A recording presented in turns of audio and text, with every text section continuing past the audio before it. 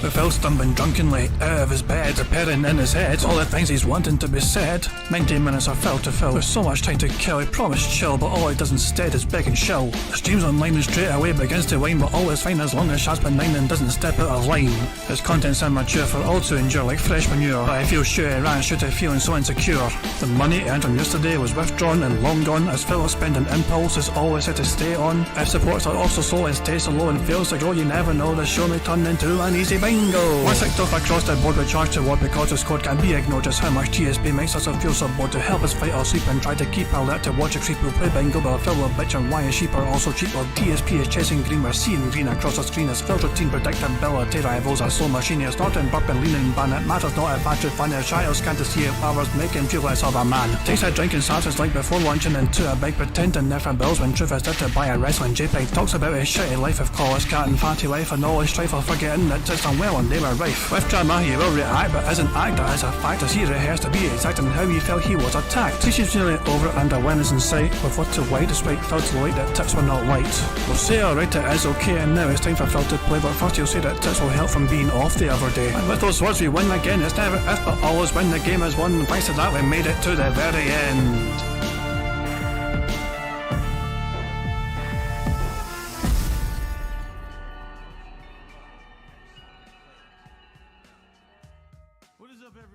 Hey guys, King Jad here and welcome to DSP Bingo for today, Monday the 25th of September 2023.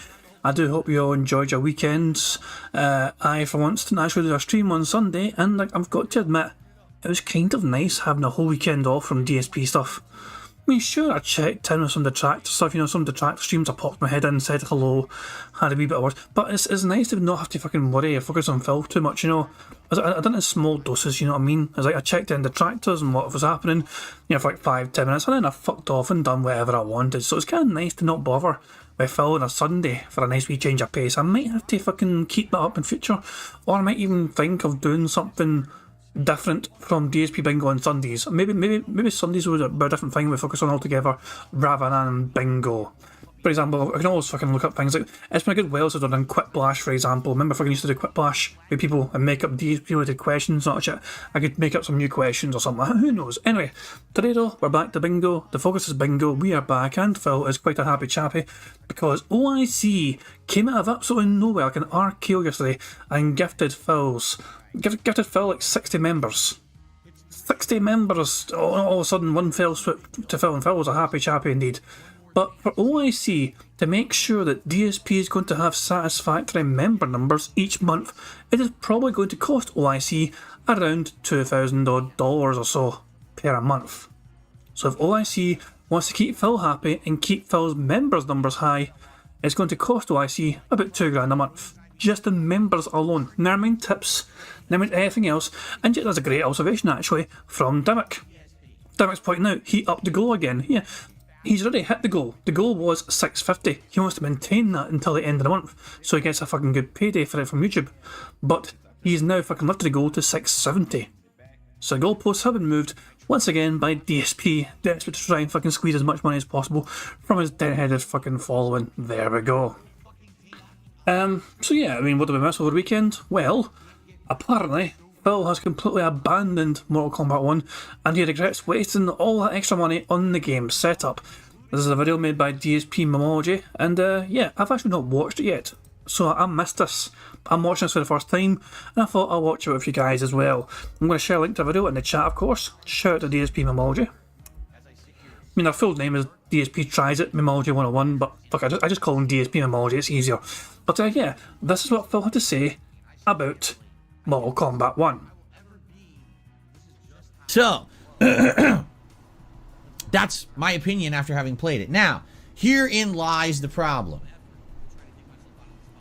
I spent $120 on fucking Mortal Kombat 1. No one told you to fucking do that. And by the way, I'm going 1.25. He knows a clip and all that shit. I'm going 1.25. But Phil, nobody asked you to fucking drop all that fucking money in the game. No one demanded you to fucking drop all that money in the game. You did that of your own volition, of your own, well, your own decision to do that. You thinking it was going to make you tons of fucking money for some fucking reason. But the problem was, one, you stuck a single player for so fucking long, and two, you kind of shite at the game. So nobody was interested in fucking watching you play the game purely, especially in single player. Yes, I spent that much money on the goddamn game. But I've only played one major stream of Mortal Kombat 1, and I'm bored. And I really can't even stomach it. You know what I'm saying? Like, I didn't have fun. I played an entire stream yesterday. I got lots of wins. I didn't care. At the end of the stream, I was like, I much rather would have been playing something else, whether it be Lies of P or more Street Fighter 6 or whatever. I would have had way more enjoyment playing any other game. Okay? Quick block. The tough part for me is saying, man, I think I should just not play it again. Because I spent a lot of money on it. And I know there were people in my audience who were anticipating the game. I know that for a fact. And after yesterday's stream, I think a lot of those people watched and were like, oh God, this is really bad compared to what Phil's been doing. So it's kind of like we all collectively looked yesterday and we're like, wow, what a disappointment. This game is meant just for hardcore fans of Mortal Kombat. It's no improvements. They didn't even try. There's no effort here. Wow. That's so sad. And you know, I was talking about this yesterday, and I think a lot of people didn't even realize this. Did you know that outside of the United States and Europe, Mortal Kombat is not really accepted as a good fighting game? In Asia, they don't even play it. They ignore it like it doesn't exist. Thanks anyway. Oh my God, is that the Japanese pose or they go like that? The Japanese Getting closer pose. to this. So, Mortal Kombat 1. After having played the story and not liking the ending of the story, after having played Invasion and liking Invasion, but you guys don't like it, right? And then So it's the audience's fucking fault. Okay. playing the online play and realizing I really don't like it because it's just so inferior to everything Street Fighter 6 has to offer. I think it's time to say goodbye to Mortal Kombat, and we've only played it for about a week. He has played the game for 8 fucking days. He bought a fucking advanced copy of this fucking game as well as a fucking brand new joypad to fucking go with it. And he spent 8 days playing the fucking game, and now he's fucking wage quitting it. 8 goddamn fucking days. And he's dropping it. Oh, look! He rage quit. You gotta be kidding me. He rage quit. Oh my God. Rage quit. Wow. That's sad. That pisses me off that I spent all that extra money on this game, more than I normally even would for a fighting game. I feel like I got burned. You know what I mean? Like, here's the thing. With Street Fighter 6, all right, I spent extra money to get the deluxe edition, right? And I did feel burned because I felt like some of the stuff in there, I'm not, like those credit tickets or whatever, you don't use them for anything. And it's like, I'd like to fucking point out everyone right now, he actually fucking made more money in tips than I did in buying the game. Phil has technically made a fucking profit playing Mortal Kombat because the tips he's fucking made playing the game over the 8 days he's fucking played it has resulted in him getting more than he fucking spent on the game. So he claims he's been fucking burnt by it, but he has made profit in it technically. wow, you kind of get burned there. You didn't get anything for it. But I got the season pass. I'm going to get all the DLC characters and all of that. I mean, I got so much content and traction and fun out of Street Fighter 6. I went ahead and rebought it for another console, right? With Mortal Kombat, No one told you to fucking do that either. That was you deciding to fucking part ways with your fucking money and dropping money or ridiculous. For somebody that claims to be in fucking financial dire straits, whatever, you know, he's fucking dropping money in ridiculous shit all over the fucking place. Brand new joypad and fucking a second copy of the fucking same game with a different fucking console. Also the fucking advanced version of fucking Mortal Kombat. Get the fuck out of here. This guy ain't fucking crying poor. I don't even feel like I got enough out of the game to warrant the regular purchase, and I spent deluxe money on it. I lost big money. Dabhands just said in the chat, you should have trusted your instincts from the beta. Mortal Kombat just wasn't the way. I mean, you're right. When I played the beta, if you remember, I was like, dude, it just doesn't feel right. The game is slow. The fucking connections are shit. How is this going to hang with Street Fighter 6? Even Street Fighter 6's beta was dramatically better than the Mortal Kombat 1 beta. And everyone told me at that time, oh, you're judging unfairly. This is just the beta. It's not the final game. I was like, dude, it's a month until the final game comes out. What do you think they're going to do? Rewrite the fucking netcode from top to bottom and then recode the whole game too? You know what I mean? So, yeah, I feel, honestly, like I've kind of been ripped off and like I made a bad decision. And you know what? I'll man up here. It's on me because the way I saw it was if we can get the story content out of the way right away, we could focus more on multiplayer. And I knew that Lies of P was coming out, and I knew people were going to want to see me play that. I was dying to see what that game was. And so I wanted to kind of clear the schedule out, get through the single player first. And then I thought, oh, we'll alternate Lies of P and Mortal Kombat on day streams, and then Starfield and Street Fighter 6 on night streams for like 2 weeks. And then finally, as new content started to come out in October, we could start to reduce the amount of time that I play, say, maybe multiplayer Mortal Kombat. And by then, I'd probably be getting near the end of Lies of P. But I guess, you know, I just too much depended on the game being good and worth your time. It's just sad to me that as I'm playing Mortal Kombat 1, I have my audience actually saying, can you stop playing Mortal Kombat 1 and go play Street Fighter 6 instead? They were saying stop playing a single player because they were bored to fucking death of it. Once Phil started playing multiplayer, people actually showed a bit more of an interest in him playing the fucking game. The problem is that Phil was pish at multiplayer, so he wasn't having a good time anymore. Phil enjoyed single player because it was fucking quite easy mode for him, just fucking, oh, look, this is so easy, I fucking basically plays by itself. But the audience were bored to fucking tears because he was fucking just boring their tits off, because who wants to fucking watch one person talk to themselves playing a single player in a fighting game when the real fucking fun in fighting games, especially these days, is the multiplayer aspect and fucking pitting your skills against other fucking people online, trying to fucking show how good you are at the game. And I was like, wow. You gotta understand something. People were getting bored of Street Fighter 6. They were dying for Mortal Kombat 1. They couldn't wait. And now that I play the game, they're like, never mind. We actually take that back. Now that we've seen Mortal Kombat 1, everyone's bad here. You know, it's not your fault, it's not our fault because we didn't know. But man, just go back and play Street Fighter 6 because that is so bad. Like, wow. You know, we all got fooled thinking that they were going to do better and they didn't. Because his viewers are brain dead.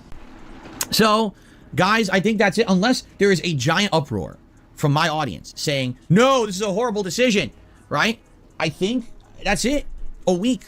The game lasted a freaking week. The game lasted literally one major online session, and that's it. I mean, I can't believe they made no effort to improve this game. Same netcode, same ranking system, same slow-ass molasses gameplay, only now it's even worse because everyone has a ginormous overpowered combo and everyone has lockdown with cameos, so you made your bad game worse. And they removed all the elements they added in Mortal Kombat 11 to stop it. So, fast blocking, that's gone. Wake-up reversals, that's gone. You removed all the elements people needed to make it better. I thought Phil hated fucking wake-up reversals because he's always bitching and whining and moaning about that in Street Fighter. You know, or people spamming reversals when they fucking get up, not shit, you know. He hates that fucking happening to him and he fucking treats it like a bad fucking thing. And yet in this game he claims you fucking need it. Well, here's what you can do. I hate to say it, Ed Boon and everyone who made Mortal Kombat 1, enjoy your 2-3 months where people talk about your game. Enjoy your fanboy community who goes crazy for your games. You know, the same people who always win in your games will kiss its ass and play and get you some popularity temporarily. And then watch yourself fade into obscurity. Just like always. While Street Fighter 6 will persist on, and then Tekken 8 will come out, and that will take over. When you watch me on a stream, you're getting pure, unadulterated Phil. You're getting out of me my pure, opinion on the matter. But for the most part, it's pure Phil. You're getting the real deal. You're not getting your all the hoopla. I mean, they really didn't try, and that's sad. They had opportunity. They knew Street Fighter 6 was coming and they were doing something big and different. They absolutely knew. Everyone knew, especially with those multiple betas and things. They just didn't care. They thought all we got to do is pump out another game. I already made 3. Let's pump out 1 more. It's the same. Like, what the hell? That's yikes. How does no... MLE second tier. Is Phil live yet? This is around about the time we'd go live properly. Oh shit, yeah, actually it's fucking starting the fucking crap. Did I have a fucking re-intro thing before this? No, I didn't. Okay, cool. Well, fuck it, we'll keep Phil on pause, okay? In fact, we'll play it a wee bit until we get to the, we'll pause it when he begins, and that way we can get straight into the fucking thing. And we can also build up some nice speed up just like here. We'll pause it right fucking here, and then we'll go 1.25, and then we'll fucking just let that speed up just nice and build up. We'll watching this clip, and then we'll go through the bingo and get it all set up. No one at that company have the creative direction to say, okay, we need to do something, because our competitors are stepping it up. The game is completely unfair and broken. I'm at a loss. I am. Like, that's really bad creative direction. That you're making this game, and you didn't think you needed to actually step up and be better because your competition is. Yes, you have to. It's not like there's... What a fucking infantile attitude to fucking have. Oh, you didn't make your fucking game better. You didn't try and make your fucking game better. Phil, it's not easy to fucking make things better.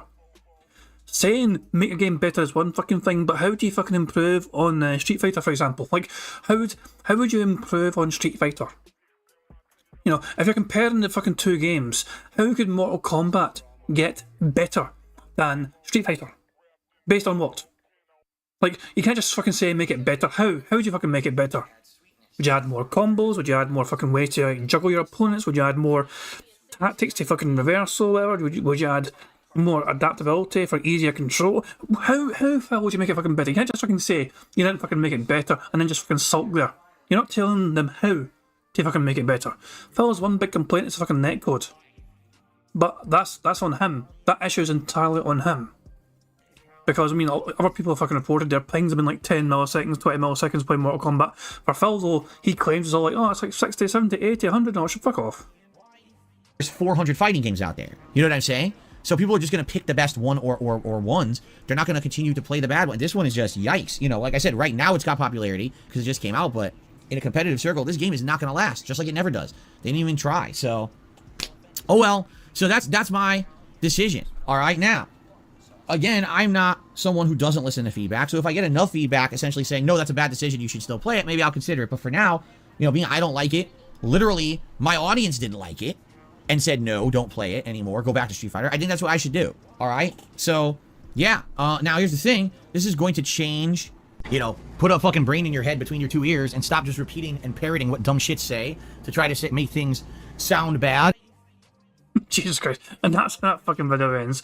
Shout out once again to DSP Memeology for that video. That's the first time I've seen that video and seen what Phil had to say about Mortal Kombat 1. Some interesting feedback. I'm calling it a wage quit. I am calling it a goddamn fucking wage quit. That's what it fucking is. So yeah, okay, but Phil's actually fucking started a bingo, so I guess we should fucking actually go towards our bingo setup and actually get the game set up. I haven't even got the bingo card set up, so I'll just press a button to generate the thing. Open the program, there we fucking go. I'm going to click on the image square here to fucking have an image in the background, and I'm going to click randomize several times. Who knows what it'll fucking be this time? We're going to find out if I can play the game. You know, we'll see what kind of random image there is in the background of the card.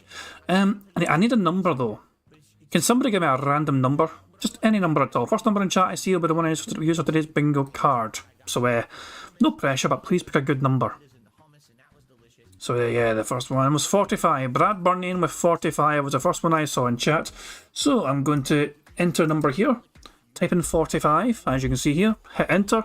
And there's our bingo card generated for today. Fantastic stuff indeed. And of course, big shout out once again to MicroPie and Cypher for creating this bingo program in the fucking first place. It's incredible. I'm still getting my head around it and trying to make the most of it, whatever, but it's a fantastic wee tool for bingo. It's certainly fucking made bingos better in my opinion, you know what I mean? And just, it came out of fucking blue. Just didn't ask for it or anything, you know what I mean? But he just decided one day, you know what, I'm going to make bingo for him, and you know, big ups to them. Really, you know, I'm really glad he did it. And yeah, he's always asking for feedback as well. How can I make it better? Any suggestions, any ideas and all that jazz, you know what I mean? You guys have any ways to even improve the bingo card or whatever, things you want to see added to it or something? You know, we can brainstorm and see if it's possible. But anyway, the bingo card for today's bingo looks like this. So we've got Phil to say comment, members, wow, community, and I'm getting at least $15+ in tips. Then you got Phil saying absolutely, allow me to explain, fuck, voted, and content. The third row is Phil doing Q&A, him flailing his arms, him snorting, him saying it as well as, and Tim saying Twitter or X. The fourth row is Phil saying positive tips, something style, him doing a leading band somebody, and him messing about with his ear. The fifth and final row is Phil scratching his moustache, him giving a years ago story, him mocking his chat, him saying honest, and finally, him displaying some YouTuber jealousy. And Barrett Wells, I completely forgot. I did like the card, so Barrett Wells got a bit creative over the weekend and he drew something. Let me see if I can find it actually. Ignore the bingo for now. Let me see if I can find it. Barrett Wells, scroll. Thought I was a busy bastard over if I can be there. There we go. Found it. Barrett Wells drew this over the weekend. With a quote from Phil, they locked the door so people couldn't complain about the food they were serving. And you got chat in the car, crying. I'm kind of zooming in this, hold on. Get me zoom in, damn it, hold on. I have an idea to zoom in on this. Open image in new tab. There we go, so if I do this, and then there we fucking go. Now we can zoom in on this and then examine it some more. Jesus Christ. Ultra zoom in. There's Cat right there crying in the fucking car. So let's just scroll to the side here. You got DSP. With that, Jesus man, as we niddle arms, you got an urban basketball court in the background to demonstrate how urban the area is. You got chains on the door and everything else. They're barricading the door, they're stopping DSP from trying to break down the door. Trying to fucking demand some compensation for his fucking chicken burger not being that good. And of course, we'll put the staff. The staff have got shotguns. The Burger King employees have got fucking shotgun rounds ready to fucking defend it for our lives. Jesus Christ. Oh my god. Oh fucking yeah. So yeah, I mean definitely Barrett Wells, I enjoyed the graph. I enjoyed the image very much for sure. I'm pretty sure I liked it in the share. Yeah, I liked it and retweeted it, yeah definitely. There we go, already done that.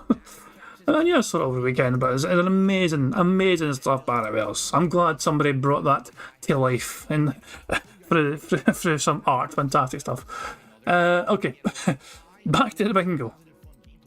Oh yeah, and this is another thing I was going to cover as well. I was going to cover this very quickly. Bill has not hit 1,000 views in a good while. You know, you had to scroll down on his videos for a wee while to see the last video that had 1,000 views in it, and it was this Mortal Kombat 1 video. Ironically, the game he's fucking wage quitting was the last video that Phil had a large number of views on, 4-figure views on. 2.2k views 5 days ago. Everything else around then, since then, he's been in the hundreds. He's not even broke 1,000 on any of them according to the YouTube stats. He's going by the front-facing figure here. Which is why Phil's all paranoid about fucking views, and apparently Phil says that YouTube are not including missed views. May, explain that fucking one, but apparently YouTube are ignoring the views.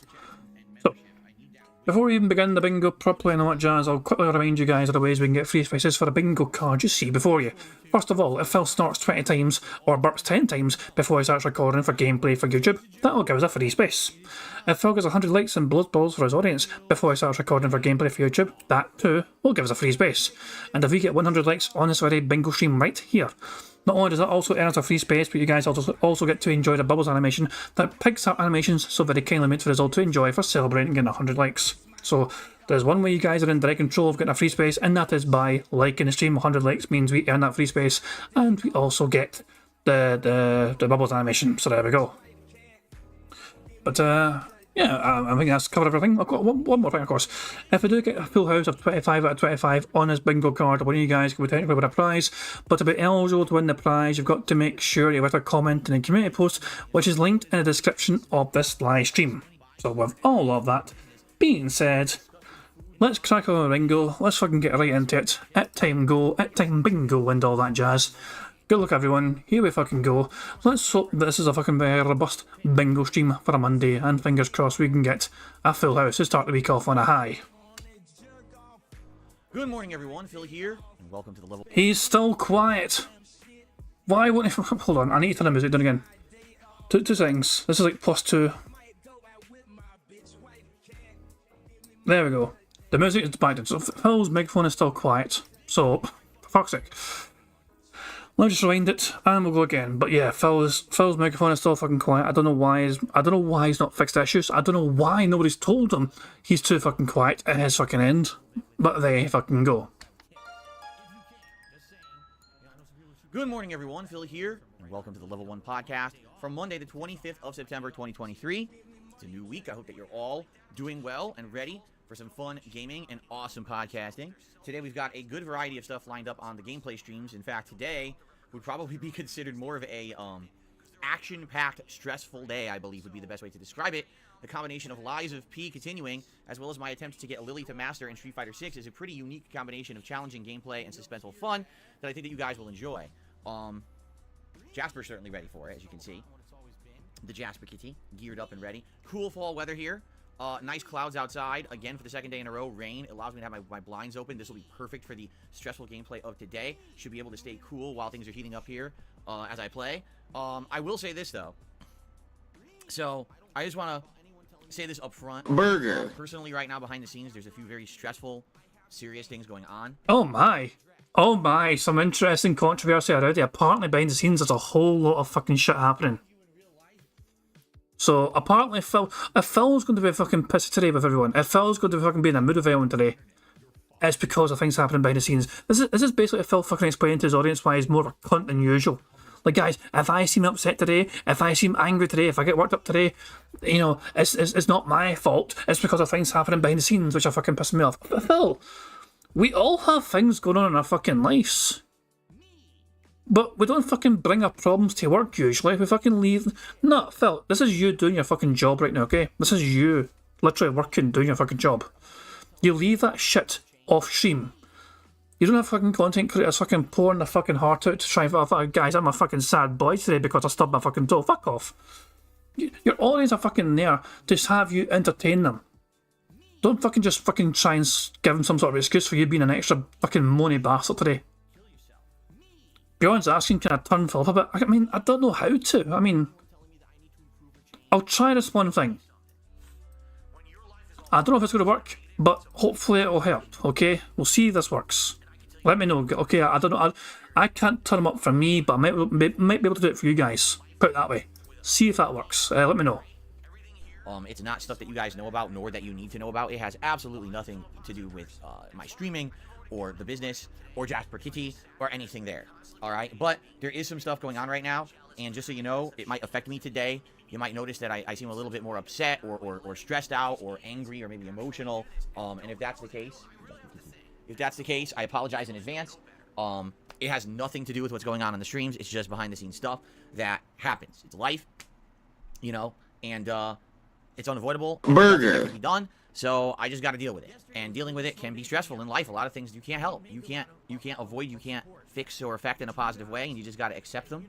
And Burger. you know, it does affect you. It gets. Let me put it this way: it eats at you. You know what I mean? Like, the worst things are the things that you can't really do anything about.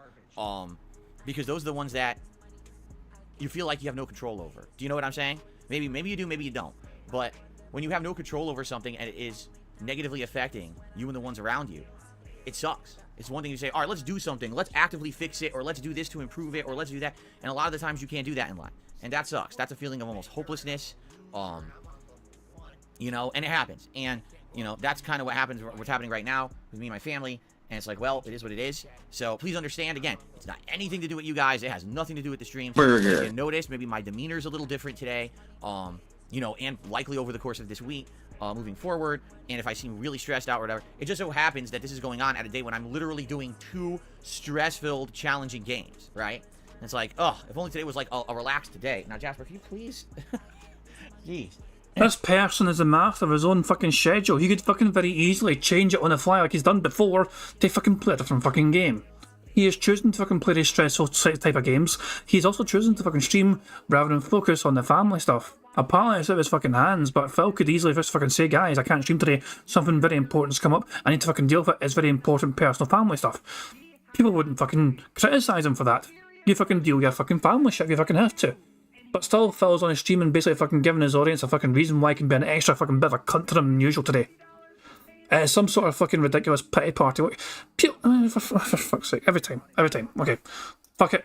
Let's just crack on with it. If only today was a more, less stressful day with the gameplay. But at the very same time, perhaps being immersed in gameplay, right? But Jasper, enough of this. No, you're not climbing on me again. Maybe being immersed in gameplay, you know, is just what I need to take my mind off things, right? And so, you know, I only want to give you guys a heads up, because there absolutely are days when, Burger. you know, I know that basically I kind of lose a little bit of control and I get a little bit overly upset, and it comes through and people are like, wow, why is Phil acting like that? So I just want to give you a forewarning just in case today, okay? And obviously I hope for the best, but, you know, it is what it is. Okay? Alright, and that's all I'm going to really say about it, just giving you guys the heads up who are here. Now, before... Well, what an amazingly fucking informative fucking bit of information that was. Basically, he's a fucking whiny, pissy boy, more so than usual because of something happening behind the scenes. War Dog thinks it's something to do with his parents. Some of you guys think it's something to do with, like, divorce saga, shit like that. Who knows? Who fucking knows? You know, who knows? I forgot to tell you guys, I've added a new sound thing. I have added a 32-second long soundboard clip. But it's worth it. You guys want to hear 32 seconds of a soundboard clip of DSP getting roasted? Yo, Phil. Yeah. Shut the fuck up. Nobody wants to look like you, dude. I mean, you're a fucking snitch. Everybody hates you. Who would want to... Oh. Nobody wants to look like a snitch. Nobody fucking asking, dude. You're up, yes, getting shot down left and right. Nobody wants to look like you. And we don't give a fuck about you, motherfucker. Ain't nobody trying to look like you. Shit. That's what I'm So DSP, shut the fuck up! Alright, you notice Ben's respectful and you're not. Shut the fuck up! It's been 6 God months. damn, dude. So that was Jaha roasting Phil. I kind of put it together in one little clip, you know.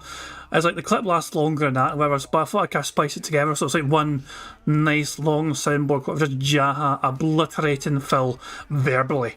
We all know Jaha could fucking break Phil in half, like physically, because he's a big beefy bastard, not a shit man, but there he is absolutely fucking destroying him verbally as well. It's funny, it's because Jaha sent me a message the other day there. What was it? Let me check the message. I'll check it like off. I don't want to share messages so he doesn't know I'm sending them. But he sent me a message here like the other week there. It says, I'm dying. I forgot how mean I was to him. Jaha's own words were, I forgot how mean I was to him. And I responded back to him, you weren't mean enough. And Jaha says, I'm glad I got to do it before he locked himself up. So there we go. That's what Jaha had to fucking say about it anyway when he talked to me about it on Twitter like that last week or something like that. So there we go. But yeah, I mean, I've got that in a soundboard. If Phil pisses me off, if I just want a wee break and just have Jaha roast Phil for 30 seconds, I have that button at my disposal for some fantastic stuff indeed. Anyway, let's crack on with the bingo. Before we get into any important topics, like my determination on Mortal Kombat 1, my follow-up to my discussion about like Lies of P and how it's going right now with the playthrough and the schedule and all of that. And by the way, game news, we got a good amount of news today to talk about, important news, I would say.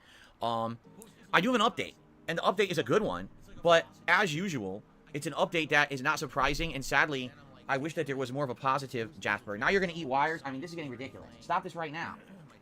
Jasper, come on. I'm already at my wit's end today. I don't need you behaving like this, okay? I don't need you behaving like this.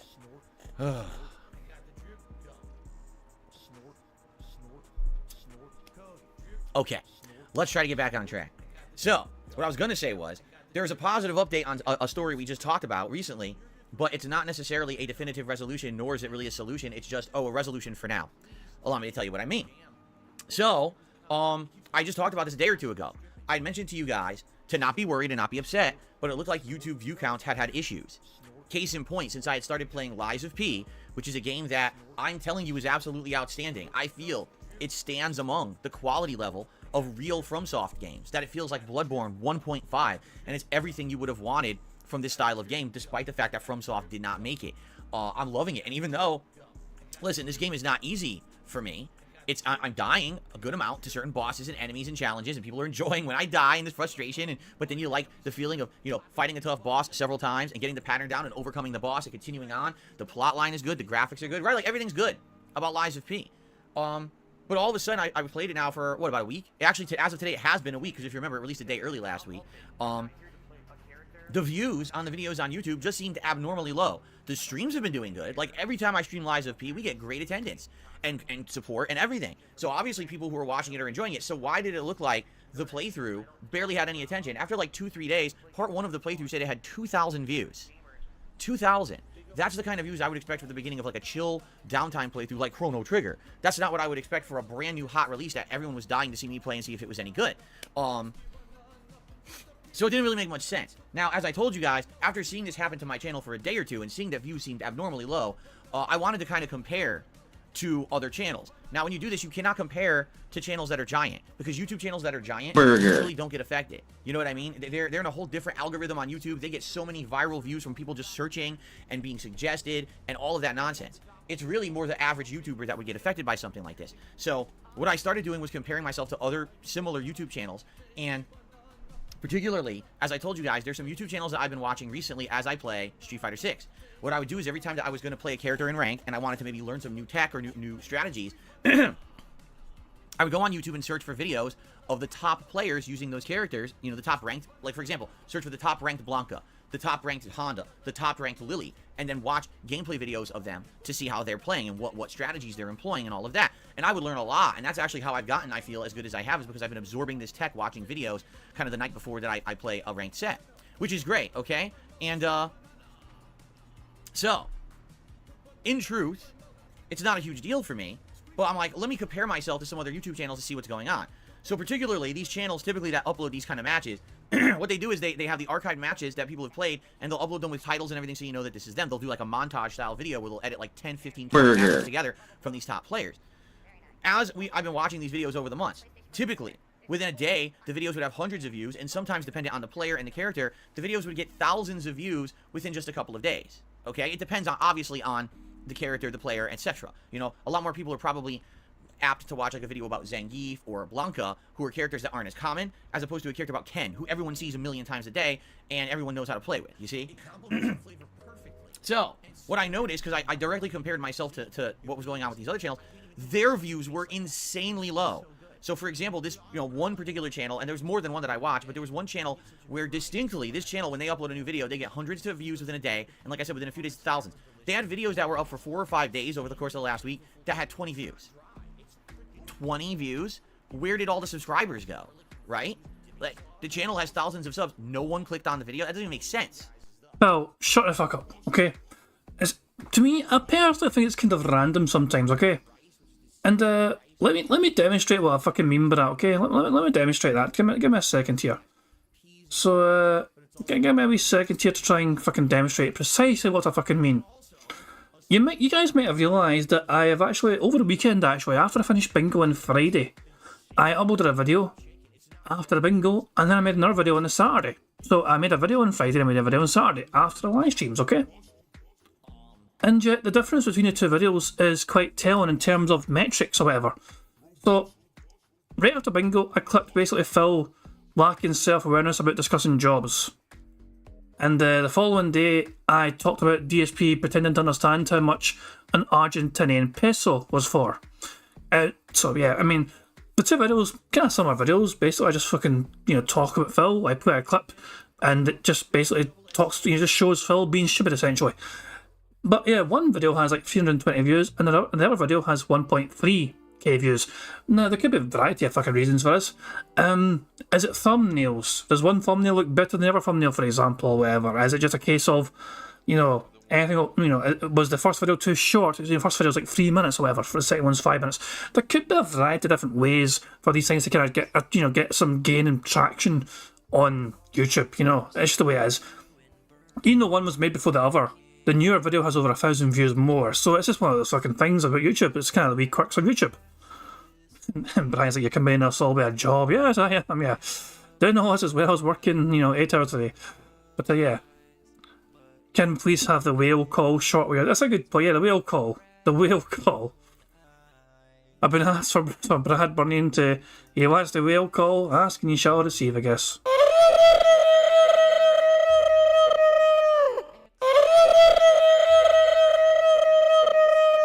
Yeah, that was a very interesting kind of yeah, I couldn't help but clip that, I guess, back in the day, but there we go. But you get what I'm saying though about the fucking YouTube. It's not, there's no like set standard formula. You see YouTube channels all the time, especially big YouTube channels all the time. I've seen Mr. Beast fucking do it. I've seen Corda Crew do it all the time. I've seen it doesn't matter how Dark Viper AU as well does it sometimes. Thumbnails could be a fucking big factor as well. I've seen the same videos get their thumbnail changed after a day or two to try and fucking make it gain better traction.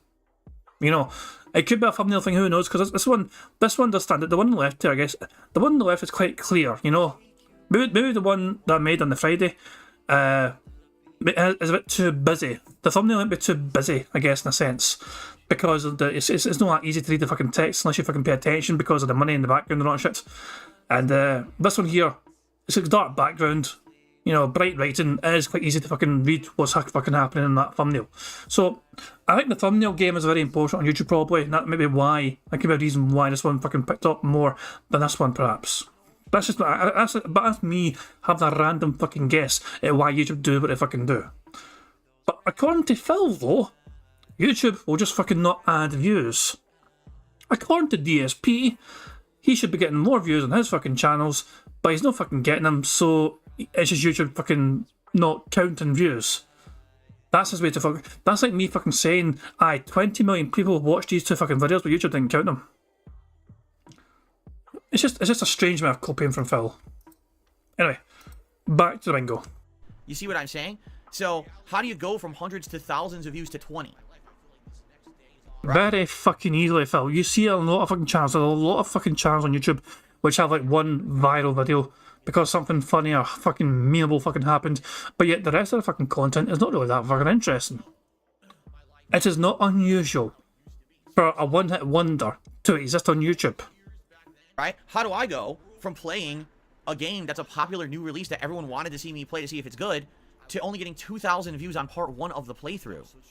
That doesn't make any sense, right? Now, as I explained to you guys a few days ago, for me, it actually hasn't negatively affected me, you know, when it comes to, you know, income and everything. Why in the hell do you fucking bring it up then? I've not seen anyone discuss it. I've not seen anyone talk about it. I've not seen anyone fucking ring alarm bells in the DSP community about this fucking thing. And yet DSP himself has fucking decided to talk about it several fucking days in a fucking row. He is incapable of not bringing it up. Everything seems fine. YouTube has not stated, oh, ad revenue is down. And you guys have been very supportive on the streams. So the view count hasn't affected me. But of course you get people asking, well, what happened? Is Lies of P suck? Is that why people aren't watching it? No, please understand. It's the opposite. The game is great. There's just something that happened this week during the Lies of P playthrough that really negatively affected it for some odd fucking reason. And it really is frustrating because I want people to know how good this game is.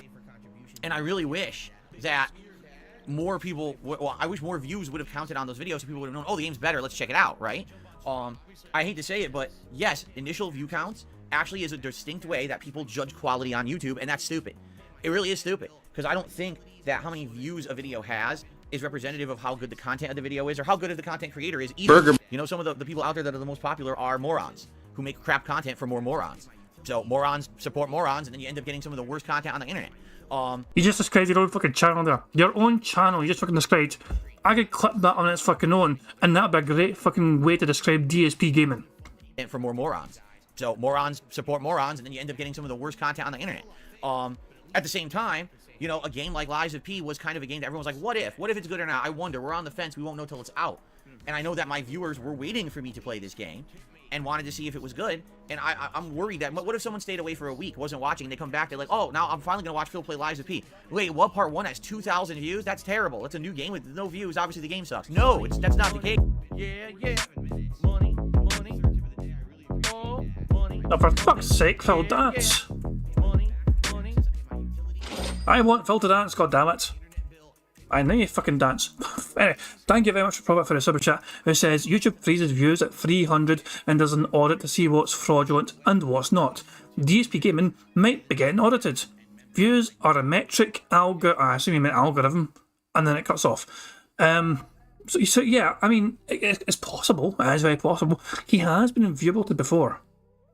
It happened last year, last November, I believe. I think we talked about Ashford last bingo.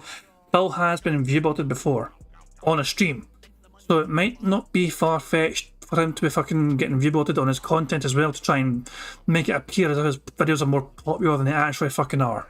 It would not surprise me in the fucking slightest, especially with fucking audience members like OIC involved. What? Part 1 has 2,000 views? That's terrible. It's a new game with no views. Obviously, the game sucks. No, that's not the case. YouTube fucked up somehow. So anyway, here's what's happened, okay? In the last 48 hours, YouTube fixed it. So here's what I mean.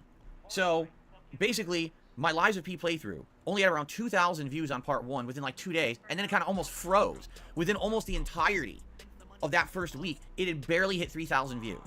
And you're like, wow, so that means it sucks, right? But now all of a sudden, within the last 24 hours, part 1 of Lies of P went from like 3,200 views to 4,000 views, like boom. Like, wait, what? So I noticed this all of a sudden. I'm like, why am I getting hundreds of views after only a couple of hours? This happened over the course of the last day. I was like, wait, what? Now it's at 34, now it's at 3,500. Went on my dinner break, came back, now it's at 3,800. Wait, what? So I don't know if YouTube is backloading views, or if YouTube is actually just counting views properly now. For somebody that doesn't care about fucking views, he's fucking glued to his fucking metrics to fucking keep an eye on those fucking views. What the hell? Who is Phil trying to fucking pretend to you? Mr. Views doesn't fucking care about fucking views. Phil, they're fucking, you're taking up, they're occupying every single fucking free second of your time. Apparently Phil said allow me to explain, I must have missed that, so allow me to take it off. Burger! There we go. It could be one or the other. I would guess they're probably counting views properly now. That would be my guess. And so, I hate to say it, when this kind of stuff happens on YouTube, do they go back and fix their error? First of all, do they ever admit anything was wrong? No. YouTube literally never admits they fucked something up. Not once have they done that. They always say, oh no, everything's working, the algorithm's working, we don't know what you're talking about. But then magically the problems get fixed. So it's like, don't admit ever fault, but then fix the faults anyway, right?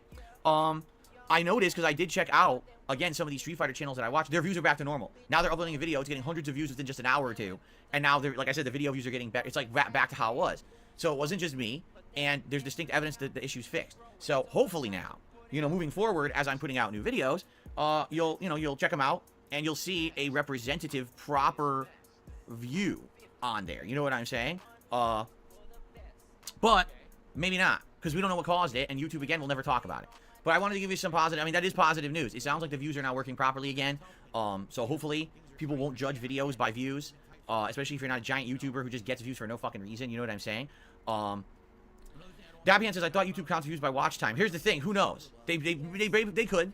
Maybe they don't. Who knows? You would never know. YouTube changes their algorithms frequently and literally will never tell you. They'll every once in a while put out one of their stupid blog posts that kind of half explains what they're doing. But they frequently change things behind the scenes and don't tell anyone, and it breaks entire things and changes the entire thing, ways things work. I mean, yeah, at one point, videos were based on engagement statistics. Like, if you watch a certain percentage of a video, it would count better or something. I mean, who knows at this point? Right? I really no idea. And I don't think that anyone will ever get a definitive answer, because that's something YouTube just doesn't answer. They won't. They're not. But why in the hell should they answer it, though?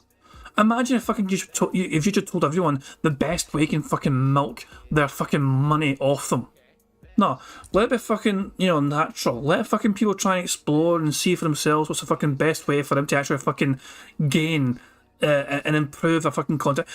Let it be fucking natural. Why in the hell is it in YouTube's best fucking interest to tell people how best to fucking exploit their website for financial benefit? Phil, you're a fucking moron. Transparent. It's always been a problem with YouTube. They're not transparent about how the site works or when they change it. So therefore, everyone's just left wondering and shrugging. There was a point in time, when I started on YouTube, where I was doing really well for myself. My formula of 10-minute long gameplay videos, right, with live improv commentary was all the rage, and it filled right into the algorithm. Whatever the algorithm was on YouTube, my videos were frequently recommended, were frequently, showing up. And then one day YouTube flipped the switch, and all of my videos that used to get recommended completely fell out of recommendations. I used to have Spider-Man Web of Shadows. No, Spider-Man Shattered Dimensions Part 1 used to be the most recommended Spider-Man gameplay video on YouTube. And then one day they flipped the switch, and it just never showed up and recommended ever again. That's because it was fucking pish. YouTube fucking fixed their fucking, website so it wasn't going to recommend absolute pish. Part 1 of my Need for Speed playthrough from the launch of PS4, that was when John Rambo and I did co-op in all the PS4 launch titles. Burger. That one historically also got hundreds of thousands of views a year, because it was recommended from that game. It was like the best recommended video of that game, like a day one, experience with that game. Gone, just like that. What did I do to get my videos out of YouTube recommended? Nothing. Oh, no, fuck on. What did you fucking do to get videos YouTube recommended?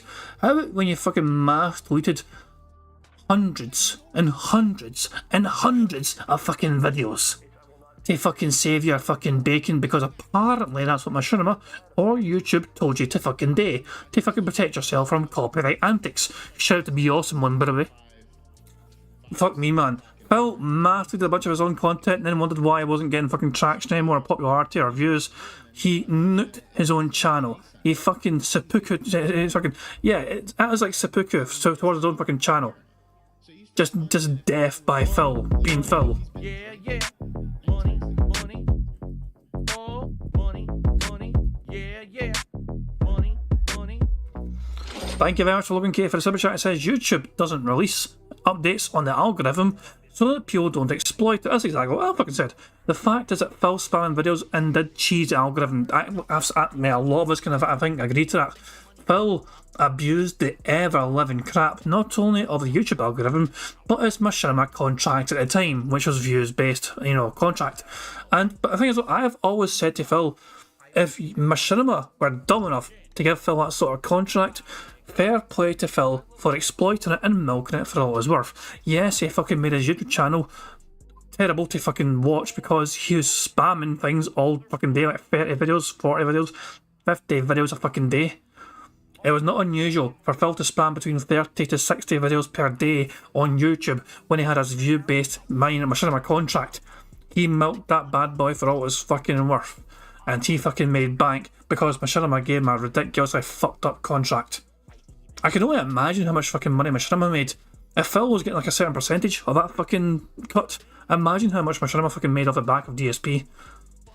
But for fuck's sake, Phil, YouTube is not in YouTube's fucking interest to try and fucking tell people how to exploit their own fucking system for personal financial gain. That shit, you just fucking work out. Just focus on making entertaining content, Phil. Impossible for him, I know, but you get what I'm fucking saying. That game. Gone. Just like that. What did I do to get my videos out of YouTube recommended? Nothing. Fuck, I forgot I fucking rewound it to that fucking point. So, in 2015, Philip was hit with certain copyright strikes. He then mass tweeted a bunch of videos based on the advice of either YouTube or Machinima.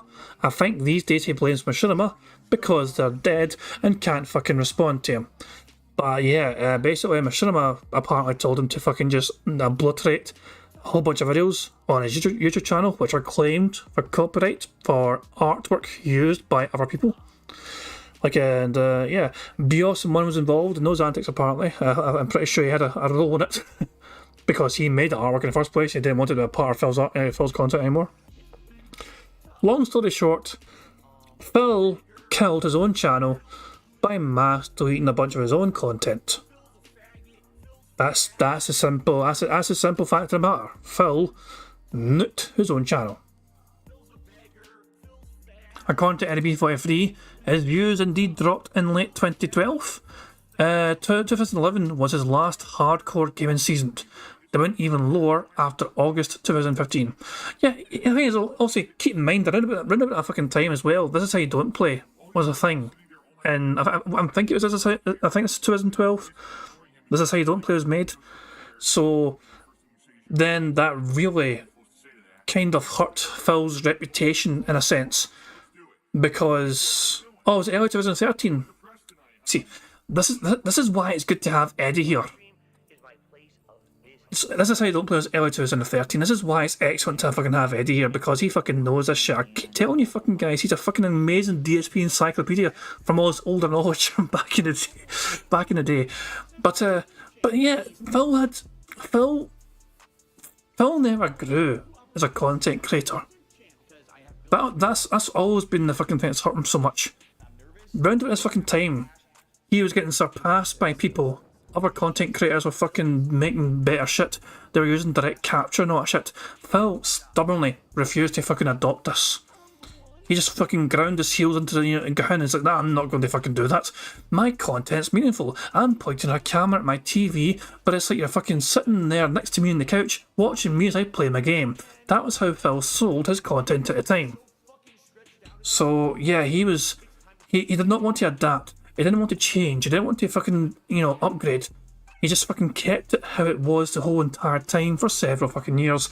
And he fucking sat there as views dropped, views lowered, he fucking lost audiences, he lost his fans, and they all fucking went elsewhere to fucking other content creators that are making better content, it looked better, it sounded better, it was more entertaining, while Phil just stagnated and stayed the course.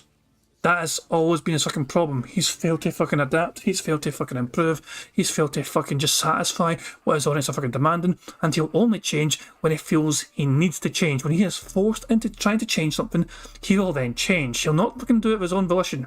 He'll not decide to himself, I need to do this. No. Usually his hand is forced because of fucking low performance or low money. And then he'll fucking change. They changed it and didn't tell anyone what they changed. So is it length of video? Is it style of video? Is it a thumbnail? Is it clickbait title? Is it clickbait tags? What is it? No one knows. YouTube doesn't say shit. Okay? So, yeah. But anyway, the good news is, it seems the view bug is fixed. Again, not that it was a horrendous thing for me. It didn't really affect me big picture. But it was annoying, particularly this last week with Lies of P. I honestly will tell you, I believe more people would have checked out my playthrough of Lies of P. Burger. If the count was correct. Because I would tell you right now, I bet, not kidding, probably around double views from what you can see on the video right now. How is it that within the first 24 to 48 hours, part 1 got 2,000 views and barely got 3,000 within 5 to 6 days, and then all of a sudden within a day getting the 1,000 views? Does that seem to make much sense? Of course it doesn't. So, it is what it is. I hope that you guys will still enjoy the content regardless of the bullshit view count. That doesn't mean anything. Alright? And Lies of P has been exceptionally good. So now, let's get on topic. Let's talk about what I did yesterday. Let's talk about what we're doing for the rest of the week schedule-wise. And in addition, we'll get to game news and all that stuff. Okay? So yesterday was React Day. Over on DSP React, my sister channel, where I put out React content for you guys. And basically, it was a good day. It was a good variety of stuff. Ultra members suggesting various interesting videos, to say the least. A lot of videos about me. Like, stuff from my past. Old gameplay of mine, like Witcher 2. Me checking out my closet and stuff from like 14, 15 years ago. Like really old videos. I don't know why people picked those particularly this last week, but also a good variety of other stuff, especially from the standard members. You know, you never know what you're going to see, because the standard... Don't fucking pretend you don't fucking like talking about yourself from back in the fucking day. Phil, every single fucking time, usually in your fucking shitey podcast, is some sort of back in the day segment where you fucking miss the glory days of YouTube when you're fucking more successful. Don't even fucking pretend you're fucking annoyed at people picking content where you're forced to talk about yourself from back in the fucking day. When things were rosier for you, when the future looked fucking bright for you had to wear shade and all that shit. members on DSP Reacts get thrown into a randomized playlist. Hold on, did you just say members? That's on the board. Especially from the standard members, you know, you never know what you're going to see, because the standard members on DSP Reacts get thrown into a randomized playlist, and there's tons of videos, and you know, it's a good variety show, and it really was this week. It was music, there was all kinds of stuff this week that was pretty good. So anyway, if you weren't there live, all right, you can watch the parts. They'll go on viewable on demand every day. Basically, there were 2 yesterday and 1 part for the next 4 days over on DSP React. If you're a channel member over there, all right, you can watch it archived right away. The archive stream goes live on demand right away.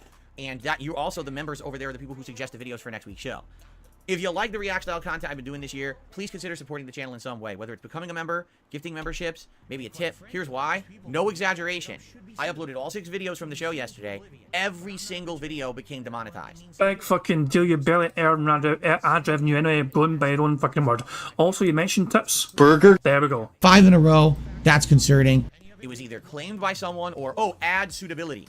And what's funny about the whole ad suitability issue is it's always bullshit. Every time it says that, I'll try to submit it for appeal, and 99% of the time it gets overturned and I get ads on it, but it happens a week later. So who's watching last week's React videos when this week's React videos are coming out, right? So that's what I mean about YouTube. It's a broken system, and I don't make anything on that channel on the videos. So if you could continue to support that channel in the other ways, I would really appreciate that, because that's what's making the channel viable. All right, now, the good news is there's new React content coming soon. I'm going to actually do a movie review this week, either tonight, tomorrow, or Wednesday. And I was thinking about it. I was like, you know, tonight I might end up staying late to try to get Lily to hit Master in Street Fighter 6. So probably not tonight, but either Tuesday night or Wednesday night, I'm going to film a review of Halloween from 2018. This was the reboot trilogy of the Halloween horror franchise, which honestly, I didn't even know it was a reboot. I thought that it was just continuing on the plot of all the other Halloween movies, but this was a restarting of the plot line after the events of essentially the first 2 Halloween movies, I want to say. So it was like Halloween 1 and 2, and then skip all the other ones. They're all bullshit that never happened, and then Halloween 2018. So I saw the movie last night, and I have a lot to say about it, actually. So I'm going to review that for you guys this week, okay? Next week, I'm going to review Scream 5 from a couple years ago. I didn't see it. The last Scream I saw was Scream 4.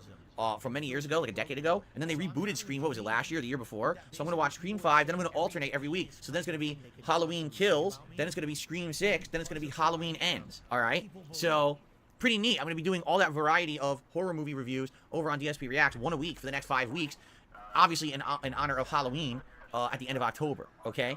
So it should be pretty good content. I hope you guys will check that out. In addition, in the month of October, we're going to be doing a Tier Maker special event where I'm going to be rating horror movie franchises against each other in a big showdown event on a late night stream, and I'm sure that you guys are going to enjoy that. Plus, since we do have an actual Halloween Day marathon, there's likely going to be extra added content on the channel in October. Probably some, you know, something revealing my costume, probably some food video and stuff like that, okay?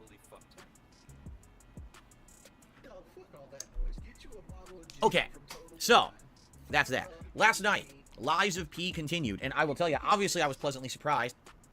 This was the first time I'd actually done it as like a night stream besides the day it came out last week on Monday, and I didn't know people were going to show up to the night stream. Oh, they did. They absolutely did. Tons of viewers and tons of support. One of the most supported streams I've done in weeks to months. I don't know what happened, but man, you guys came out and drove and said, yes, we want more Lies of P. Tips, memberships, super chats, everything was outstanding. The gameplay also was outstanding. We went to a whole new area of the game, supposed to be called the Entertainment District, and the game introduced a ton of new enemies that were very challenging to fight, and I fought a new epic mini-boss, went then further past the Entertainment District into another big building with more new unique enemies. The game introduced a new status ailment that I didn't know what it was, and yes, I died to it, and basically a lot of fun last night. Today, when we continue, we're actually going right into, like, a boss fight. I think we have a little bit of exploration to do right before it, and then a boss fight. So, this should be fun. See how it goes today. Continuing on with Lies of P, I've absolutely loved the playthrough so far, and I cannot wait for more, okay? So, that was last night's stream. Went really well. I would say overall, yesterday, a very successful streaming day. Everyone loved it. You know, always enjoying the content here on the weekends, and it was good variety, too. So, boy, Jasper, you were really demanding of attention today, aren't you? You really want the attentions today, huh? I guess pets do take after their owners after all. Here he comes. He really is like, it's all about me today. He really wants it. Okay. So now let's talk about the schedule for the rest of the week into next week, shall we? Today, more Lies of P here on the first stream. I'm excited, like I said, to take on this boss, a new area, and keep going in the game. The game's outstanding. Tonight on the late stream, it is Street Fighter 6 Lily, as I try to get her to rank. I'm trying to get her to master in ranked gameplay, so I'm a little distracted here. Basically, we're right there. We're around 850 points away from getting Lily to master. And once she's master, then we can focus on other stuff. So I'm hoping we can do it tonight, you know? It's possible. It's possible we won't. We'll see. Tomorrow, more Lies of P on the daytime stream. And tomorrow night will be the return of Starfield Chill Late Night Fun as we continue on with the UC Vanguard plotline. Excuse me, that was absolutely disgusting, and I apologize for that. On Wednesday, it is the premiere, the release of Aki, the new DLC character for Street Fighter 6. She seems completely unique. Like, very different from the rest of the cast. I don't even know how she's going to play. So we're taking all day to explore this new character, all right? What we will do is first take her into training mode / trials mode, where you learn the basics. You know, they have the tutorial mode where they teach you the character's basics, the properties of their special moves, and then some of the challenging trials and combos. We'll do some of that, and then we'll go into casual play and do a few matches there trying to learn her, and then we'll go into ranked and do the ranked placement matches and go from there. And, you know, if I get ranked high, great. If not, it's not a huge deal. I don't need to start in Diamond with a brand new character, but we'll see what happens. And go from there and see if I like her. I'd like to use her all day long on both streams and get a good, you know, idea of how the character plays. Because worst case scenario, let's say I play with Aki all day long on Wednesday, and by the end of the day I'm like, nah, I don't like her, right? Then that's fine. At least I've played with her all day and I know how she can be used. That's a key aspect of a competitive fighting game. Even if you don't like a character, you understand how to fight against them and what they're capable of. Back in the day, this used to be a huge problem with the fighting game community, is a lot of people would be what they call one-character wonders. They would only play with one character, they would hyper-focus on that character, but then they would never really veer out of the realm of playing with that character. And then all of a sudden, they'd face someone in a tournament who used an oddball character, someone who you weren't used to, and they would get bodied. I mean, particularly... there we go. He's going to make it about himself. He's about to fucking make it about himself right now, because Phil was fucking usually picking these oddball characters. And he's like, I fucking beat this person and that person because I picked the oddball character and they had no idea to fucking cope with him. Listen to him right now. Turn this into a fucking way of how to make it about himself and how he used to fucking beat all these other fucking players, you know, because they picked their usual characters and he was the one that had the oddball characters and he knew how to fucking counter them. Remember, many years ago, probably about a decade ago, it was Evo. And Justin Wong, in the finals of Street Fighter 4, one of the versions of Street Fighter 4, because I don't even remember which one it was, he faced GamerB. So it's not about himself, then. It's not about himself. It's a back in the day story, but it's not about himself for once. Using the relatively new character, Adon. Now, no one had been using Adon at any kind of a competitive level. GamerB wiped the floor with him, because Justin Wong had no clue how to fight this character, because he had just been focusing on the one he'd been using, and didn't use the new characters yet. So... this is very typical in the fighting game community. If you don't play with the new characters, you won't know what the heck they're capable of, and I want to obviously do that. So that will be Wednesday. All day long, I'll play with Aki, okay? Thursday, I'm off of streaming. All right, it'll be my day, hopefully a more relaxing day than it was last week, where it was very hectic. And then Friday, I'll be back, and the daytime stream on Friday will be more Lies of P. And then Friday night will be Friday Night Fights, Street Fighter 6. And it will be whatever we want to do. And what I mean by that is we can play with more Aki right away if we want to, or... at this point, if I've hit master ranking with Blanca, Honda, and Lily, now what I would like to do is start going back and actually using those characters again. Trying to play at a master level. The thing is, I know I will be rusty with Blanca and Honda because I haven't used them in a bit. So maybe just do it through casual matches first to warm up, and then try to play them online and see how it goes in master. Likely I'm going to get bodied, and that's okay. Until I get used to playing at that level, I'm probably going to lose most of my matches till I get adjusted, you see? But I know people have wanted me to play master. Quick question. If he loses the first couple of matches, he'll stop being a master, won't he? Because he fucking stopped playing. When he was Blanca and he was Honda, and as soon as he fucking hit master level with him, he fucking just called it quits. He's like, I got my ranking, I got my level, time to stop the stream. I'm leaving right there. Am I wrong? You can't lose master rank? No fucking wonder he's feeling confident then. Fuck off. You can't go below master, that's fucking shite. That's pish, man. I'm not a fan of that. I'm not a fucking fan of that. That's fucking motherfuckers cheese fucking system then. That's pish, man. I'm fucking saying that's fucking pish, man.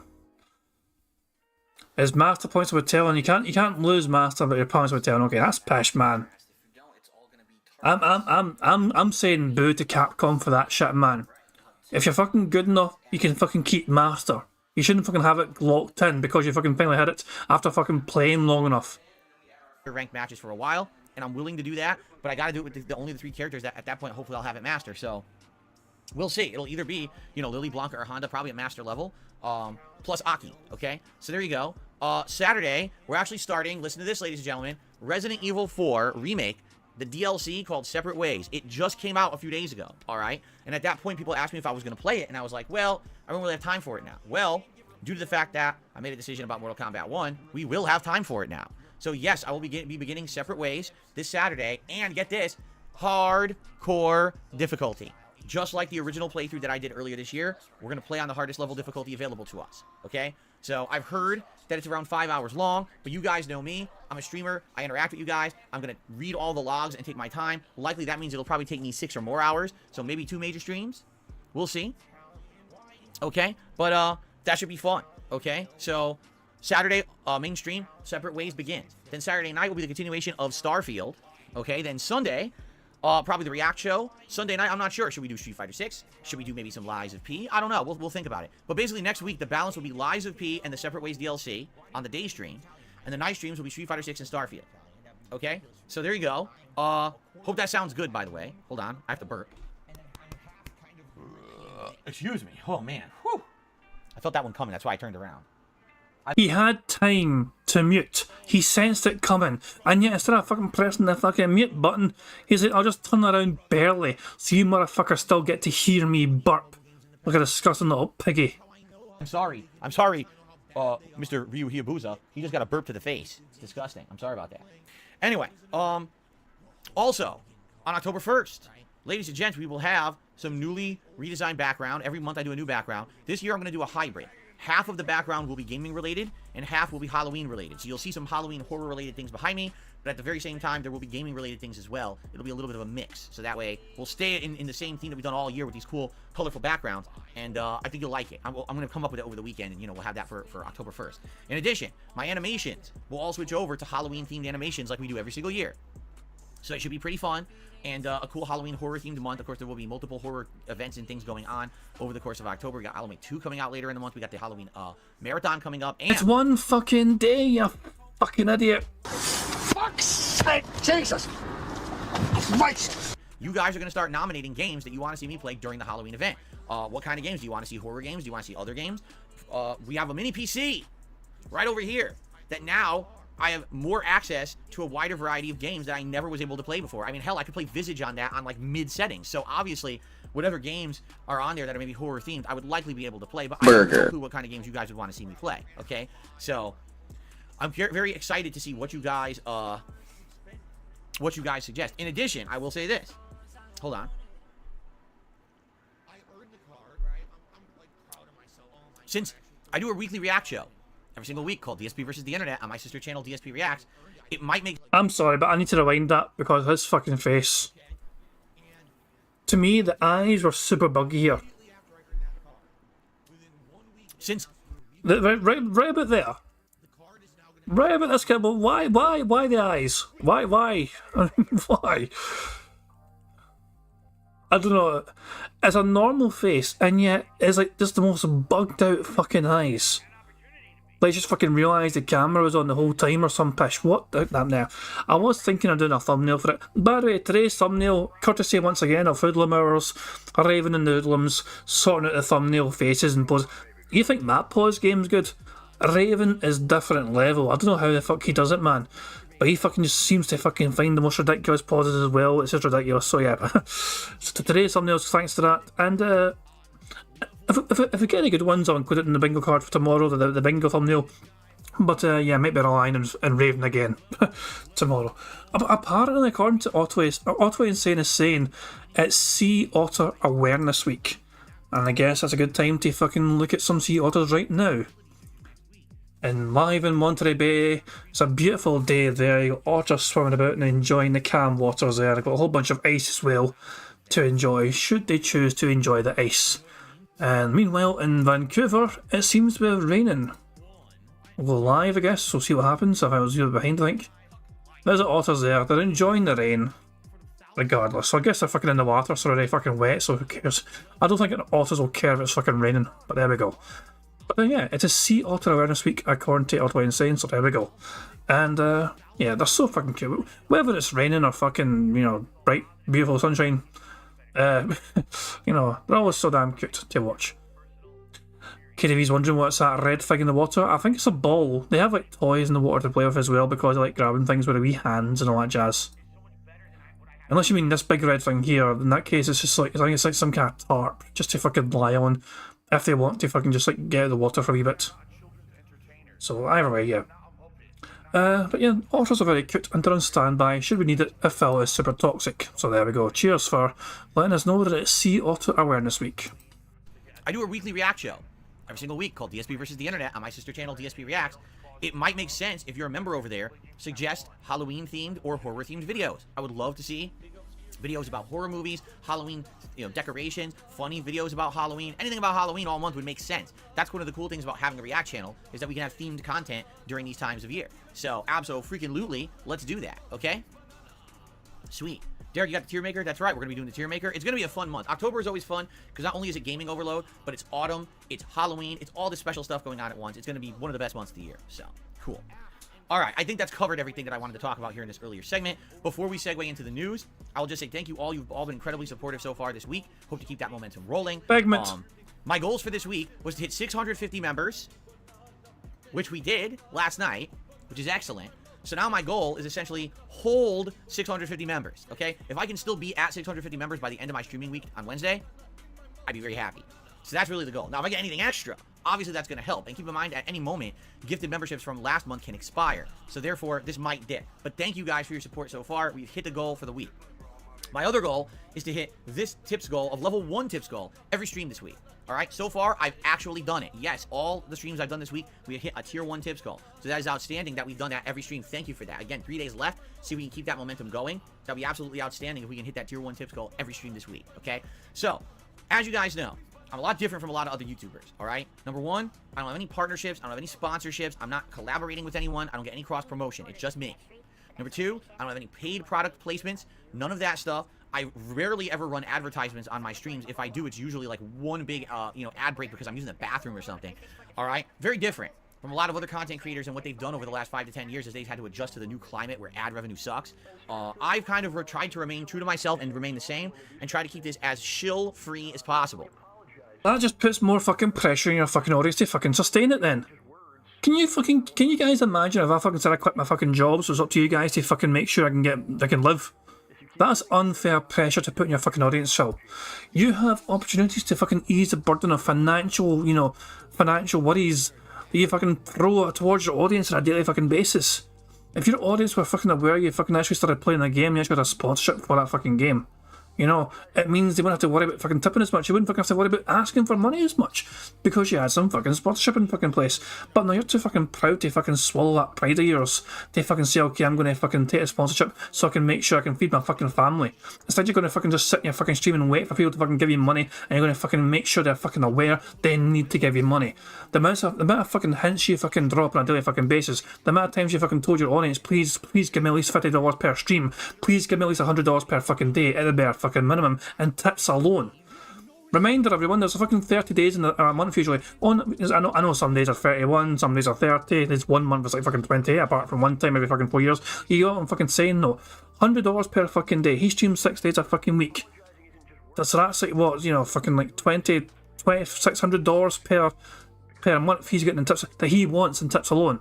Tips alone. Nothing else. He's expecting like $2,600, $2,700 per month at the bare fucking minimum. Auto Insane saying that tweet like yesterday isn't going to pay for your Popeyes, so it won't belong to you. Asking, yeah. So, hey, that Popeyes was fucking incredible. In case you guys weren't aware, I tried Popeyes chicken yesterday. It was like a religious experience for me. It was unbelievable. I was not expecting chicken to be that fucking good. And it was busy as hell for a fucking Sunday. It was fucking mobbed. There was like queues going at the fucking door and everything else, and like cars going around the fucking corner. So, yeah, there's one Popeyes in Scotland now, and people are fucking going mental for it. And I must say, I can understand the appeal. I can understand why Popeyes is quite good, because, damn, like I got like a fucking chicken burger thing, and Prophet says Popeyes sucks at Popeyes. Well, I guess our chicken usually sucks in, because the Popeyes I tried was a mile ahead of KFC. I mean, not to quote Adam Sandler or anything, but Popeye's chicken is fucking awesome. That's my take on that anyway. Jesus Christ. And one of the major reasons why I've been able to do that is you. Because you guys like the kind of content I put out. You appreciate the fact that when I'm making gameplay content for you, it's honest. I'm not sugarcoating what I'm saying. I'm not trying to spin it in a way that gets me clickbait views or popularity. Because the truth is, I'm such a small-time guy, I will never have clickbait views or popularity. Do you understand that? But I'm very happy having the audience that I have and making curated content for you. Because I do that, you guys have been so supportive in the last 15 years that I've been a YouTuber that I make a living and I can still do this full-time. So I really appreciate that. If you enjoy all this style of content and you want to see it continue to be successful, please contribute in one of the ways that I'm about to outline. Number one, engagement is key on YouTube. As silly as it sounds, yes, if you're watching a stream or you're watching a video and you're enjoying yourself and you click like, it significantly helps. It really does. Don't ask me why YouTube bases everything off of that, but they do. That engagement is key. The more engagement, the more apt you are to show up in search or get as a suggested video for someone. So please like the content that you're enjoying watching here. In addition, commenting. So talking with me here in the stream chat, commenting on the video.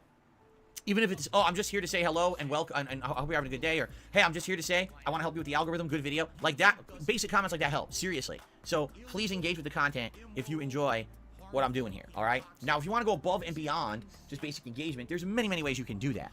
You can become a channel member or gift a membership to your fellow viewer. This time of year, gifted memberships are superb because we've got so many big new releases coming out, people coming by, and they would love to have access to all of my emotes, to not have to abide by slow mode rules of the chat, to have a cool chat crown badge to show how long they've been a supporter, and all the other perks that you get along with being a member. So please consider becoming a member today.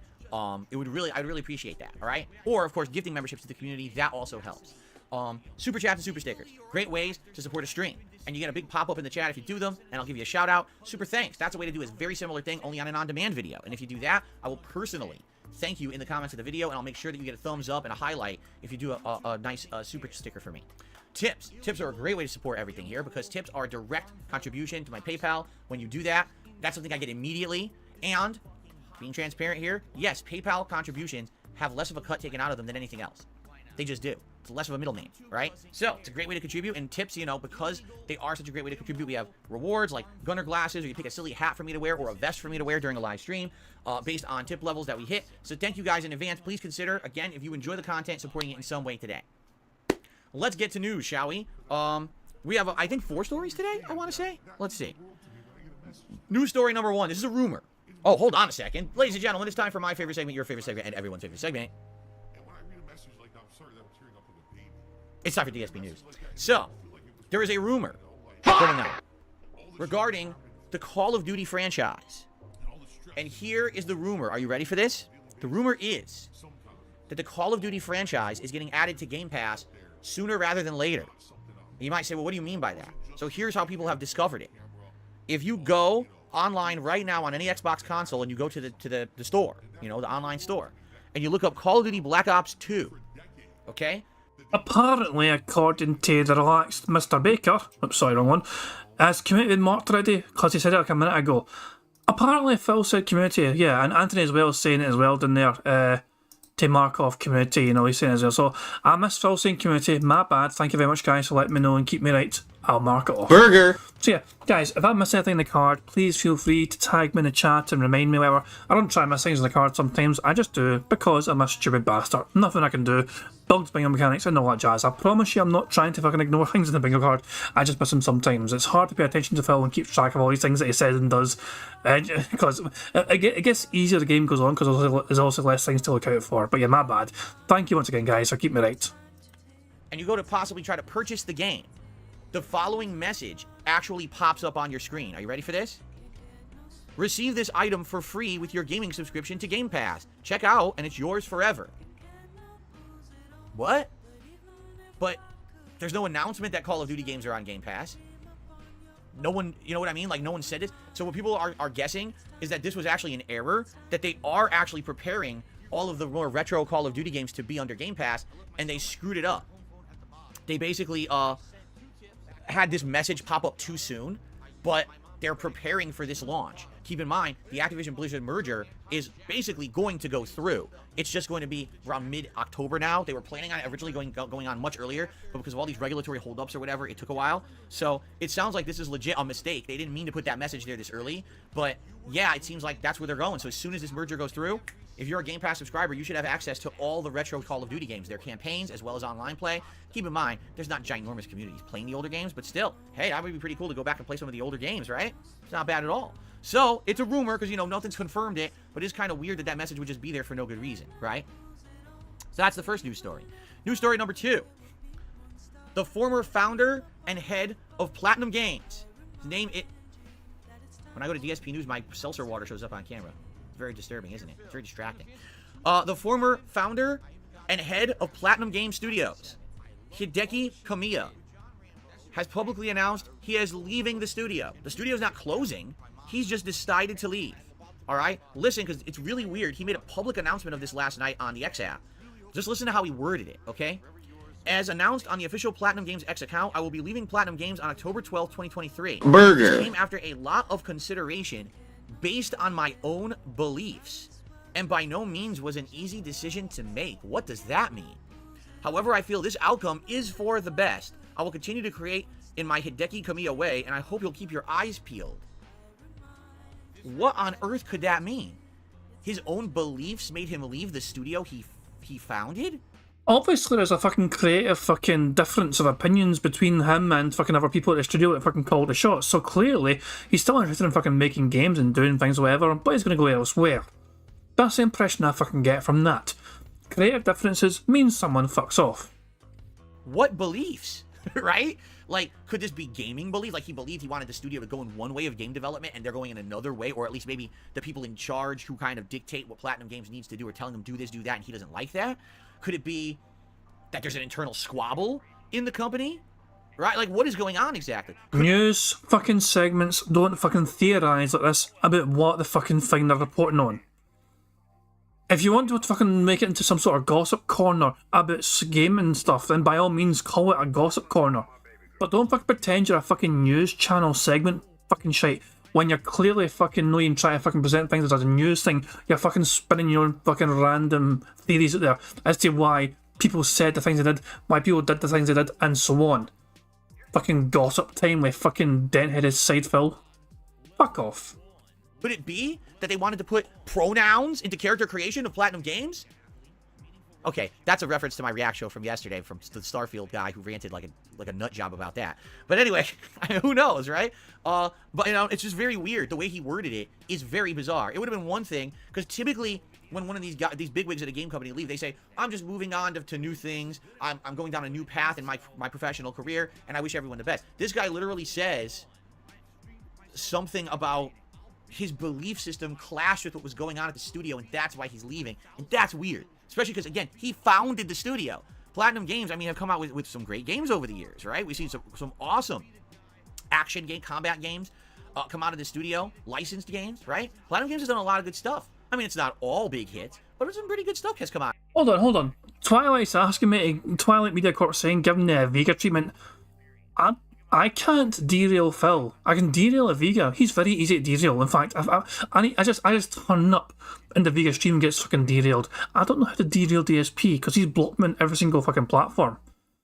What is the Vega treatment? Because I cannot derail somebody who's already fucking mentally so derailed he's not in the fucking tracks anymore. So yeah. But every time I turn up to a fucking Vega stream, I just fucking train crash that bastard into the ground and some. But yeah, I don't know what the fucking Vega treatment is. Or Twilight says he tears DSP apart verbally. Fuck man, look, there's only so many fucking times I can fucking do that before it gets fucking old and I repeat myself. Phil, I'm not going to fucking pretend to be an authority or an expert in the fucking gaming industry, because I'm not. I'm a consumer of games, I play games, I fucking enjoy games, not as much as I fucking used to. You know what I mean? But Phil pretending to fucking know what he's fucking talking about every fucking day, we see him fucking act like he fucking knows what he's fucking talking about. Every single fucking day without fail, he'll pretend to understand what the fuck he's talking about, based on absolutely nothing but his own superiority, thinking he knows more than anyone else. He'll spin some tall tales and yarns about why people are fucking saying and doing some of the things they're doing in the gaming industry with absolutely no basis whatsoever as to what the fuck actually happened. He really is a Karen in this fucking situation, just come up with some sort of bizarre conspiracy theories as to why some things are happening the way they're fucking happening. And if there's anything to do with fucking Asia, he'll blame the culture, you know, anything Asian and gaming related, he'll blame the culture to why they're fucking doing things differently. He's weird like that, you know, that's just the way Phil fucking is, it's the way he's fucking built. But yeah, it's just, there's only so many fucking times I can call DSP a fucking uninformed buffoon. I can fucking try and spin different ways to fucking say that, but at the end of the fucking day, as usual, he has no fucking clue what he's fucking talking about. And the fact that he's pretending to fucking understand what he's fucking talking about, it gets old very fast. And I've got a sound clip to basically just fucking explain what Phil does. God, it's like you just use words you hear randomly to try and sound smarter. Out of there. So it is weird to hear that. Like, I wonder what exactly was the tipping point that made him feel like he just didn't agree with the studio's direction anymore and he wanted to get out of there. I wonder. I don't know if we'll ever have an answer. Maybe later. Maybe like years down the line, if he starts his own studio or he joins another studio and he's working on another project and then they interview him, he'll be like, okay, well now I can spill the beans. But I get the feeling we will not hear about this right now. Oh, shut the fuck up. He actually fucking spoke his mind and fucking said something that wasn't just some sort of fucking copy and paste, sort of fucking, oh, I wish you well in your future fucking endeavours. How about we fucking look at you, Phil, and spilling the beans? When you fucking got your arse stomped by Liana, you said it was some sort of mutual breakup and you had some sort of twit longer to fucking explain that and says, oh, we broke up mutually, it's okay, but yeah, she wants to be left alone or whatever, and I'm not going to talk about it. Fuck up. And then you fucking cry about it and stream how she fucking left your ass. At least he was fucking honest about why he fucking left the company. You couldn't be honest with your fucking audience as to why Liana dumped your ass. You fucking pretended it was some sort of mutual fucking thing when at the end of the fucking day, she fucking kicked you to the fucking curb because she was not fucking getting what she fucking wanted in this relationship. You assumed she was not going to fucking leave you. You assumed she was going to be some sort of fucking dumb teenage fangirl that she was back in the fucking day, which is why she fucking went to you in the fucking first place.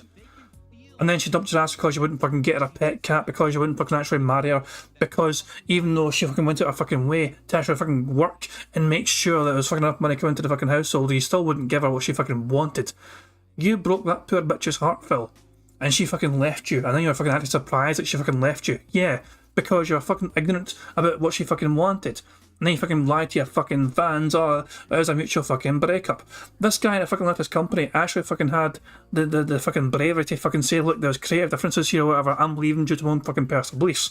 Fair play to them to actually fucking going out in that sort of limb and actually revealing that. It does raise some questions, but yeah, at least they're fucking honest with their own audience and all, you know, people that fucking are interested in his fucking work as to why he fucking left. He's not going to fucking sugarcoat it. He's not going to bullshit people. He just says that was why I fucking left at the fucking time. Whereas you can't fucking do that, Phil. Even at the start of this very fucking stream right now, this very stream today, Phil started off by saying, guys, something's happening behind the scenes, I can't tell you, even though I'm honest and transparent and I'm fucking don't bullshit you guys, I can't tell you what's happening behind the scenes, but if I'm more of a complaining, angry bastard today, that's why, please understand that I'm a moany, pissy bastard today, because something's happening behind the scenes. So, Phil's got free reign to fucking theorise as to why this person left the fucking company. At the same fucking time, I guess we've got fucking free reign to fucking wonder why Phil's a pissy bastard today. I mean, who knows? Wardle thinks his parents, it's something to do with his parents, and that's why he's fucking pissy and whiny and all that shit. Some people think divorce saga, you know, with Kat.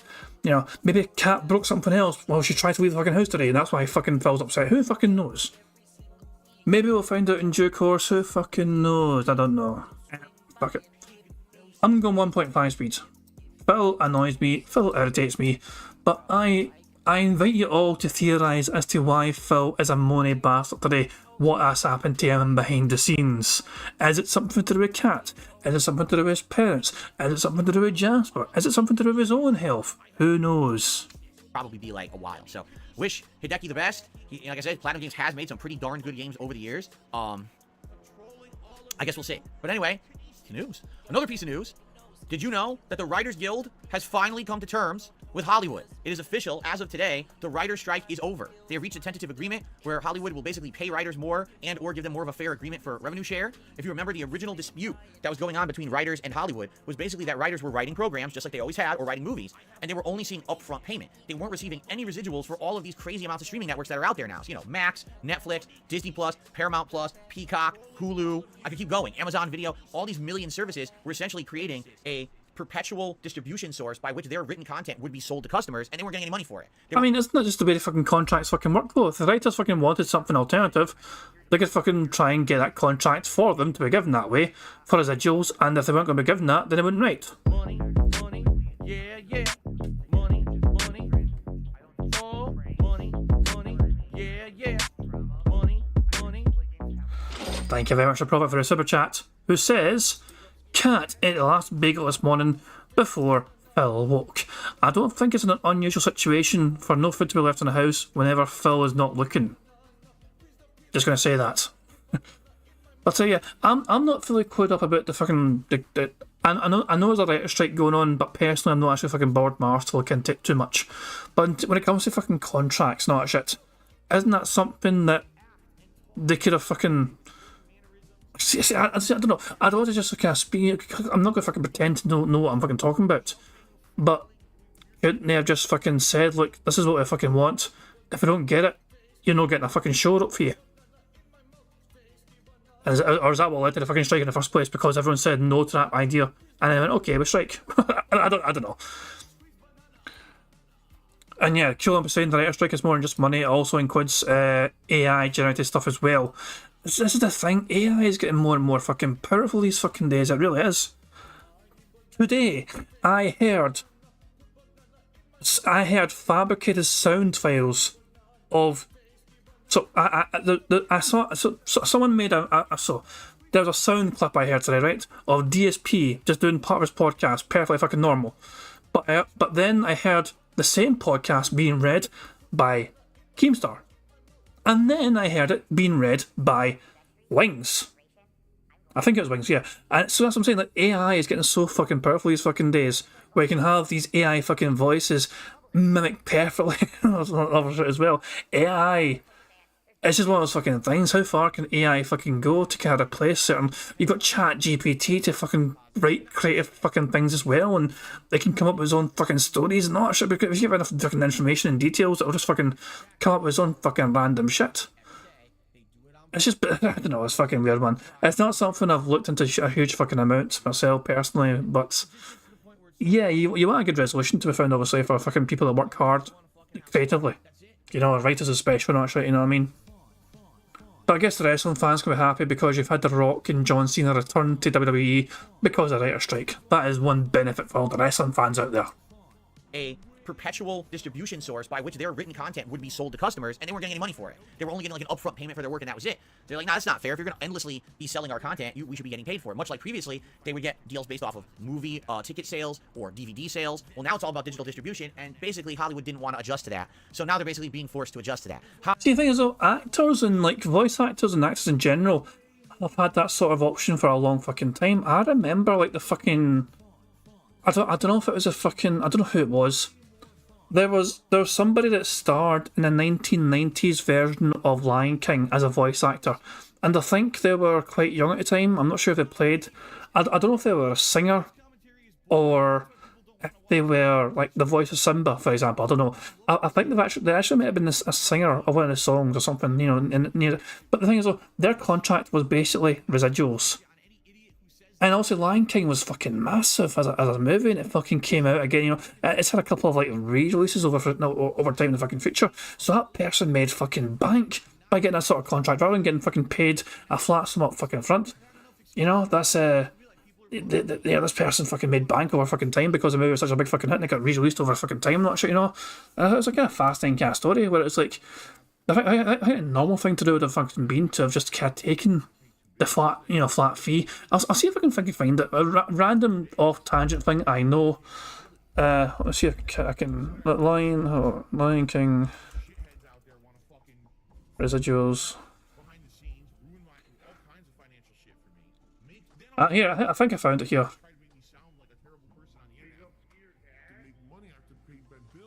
I found a thing here, right? I found a thing here. So, Lion King offer. Turned down $2 million check from Disney in exchange for royalties. Jason Weaver played a singing voice behind young Simba in Disney's original Lion King. Made a very smart decision in which has paid off in the long run. So this guy chose to fucking go. He ignored the flat fee of $2 million and he instead opted for residuals.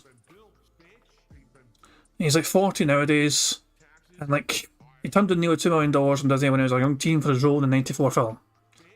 And blah blah blah. Even though Disney's initial offer of $1.9 million was a huge jump from the $80,000 he'd received from his previous role. Anyway, shit, blah blah blah blah. So instead of taking $1.9 million up front, he took an initial $100,000 check up front in addition to that royalty agreement. And as a result, it says he's made substantially more in royalties than the $1.9 million he was initially offered. So there we go, and apparently his mother fucking don't do it. So this kind of contract has been around for a long fucking time, at least for actors. Whether you're like a fucking voice actor or singing in a fucking thing, whatever. So the writers never have this option to make money in the same way. I always assumed that, you know, whether you fucking wrote the fucking thing or starred in the fucking thing or, you know, whatever, you kind of had the option to try and get these same contracts, and you had these kind of options and available to you. But if writers were never fucking offered a chance to get residuals, even though they clearly want it now, especially for the fucking, you know, digital, the way it is these days, I don't know. And Q-Limp is informing me, writers typically don't earn royalties off their work in Hollywood. So, this is the thing, I don't know about these fucking things. I assumed, you know, because I read this story a while ago, and it kind of just stuck in my head about, you know, this actor turning down a couple $1 million just to instead earn it in residuals and royalties, whatever. I assumed that was the case for all these people that kind of worked in that kind of industry. So I never realised that that wasn't the case for the writers. So let's see what Phil's got to say about the writer strike. What shows is Phil missing out on because of the fucking writer strike? Oh, I don't know, because I don't think that the actual terms have been revealed yet. I've been looking on the internet. I didn't see them this morning, like what was agreed to yet. Maybe I missed it, but it's good news. I mean, it means that basically the writers will be able to get back to work. I guess we'll see. I don't know. We'll have to find out. But there's been a lot of shows that have basically been closed for a very long time. You know, late night comedy is essentially a brand new written show every day, all year long. And those shows have been, you know, off the air for many, many months, or in reruns or whatever. So it's kind of interesting that this finally has happened. Now, does this mean that now all of a sudden we're going to see a huge inrush of content into Hollywood because the writers are back to work? Don't know. We'll have to see. But it's good to at least hear that, you know, we got some progress there. Now, the one final news story is more of a rumor again. Okay, so I just want to let you guys know it does seem like a rumor. All right. Hold on. So I heard him say that and I fucking freaked out there. So the fucking screaming boy. It's a rumor. So he's not reporting news. He's reporting gossip again. This is DSPN. The news fucking segment from fucking Phil, and he's not even reporting fucking news. He's fucking reporting, you know, someone said this, someone said that. Apparently this is happening. Apparently that's happening. It is not even, nothing in here has been fucking news, as far as I can tell.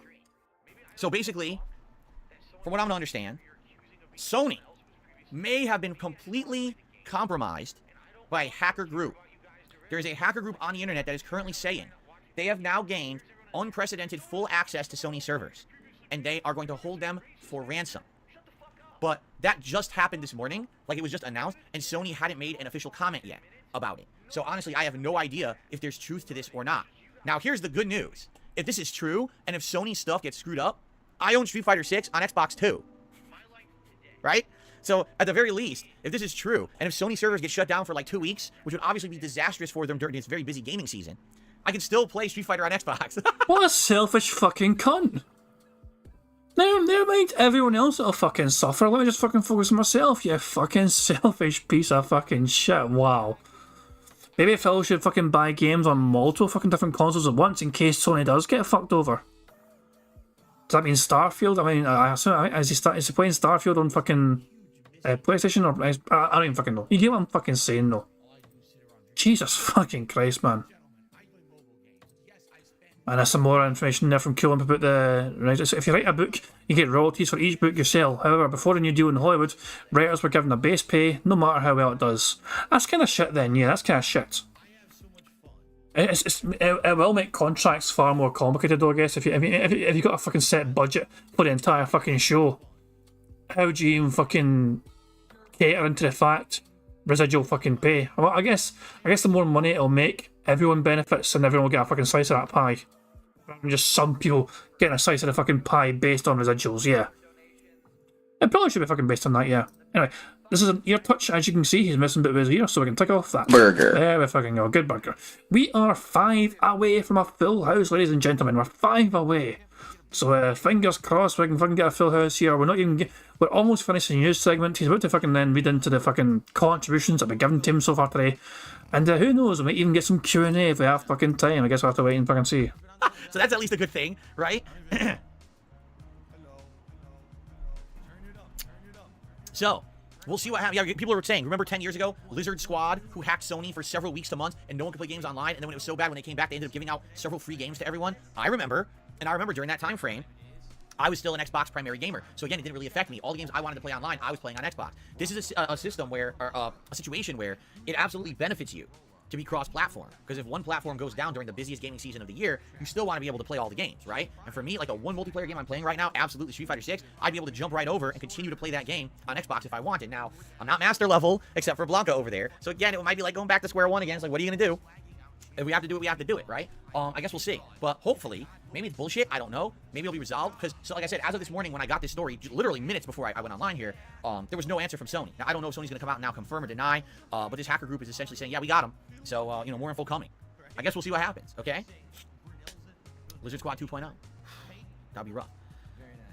All right, guys, that is the news for today. So what I would like to do now is do a few shout-outs for those who have contributed to the stream so far, and then we'll, as usual, open this up to Q&A and do a little bit of interactive Q&A. I do have to take an official break between this pre-stream and when I start playing Lies of P, so just so you know, there'll be like a break there between, but then we'll get started with like 3 hours of Lies of P after. So let's get the shout-outs to start off here today.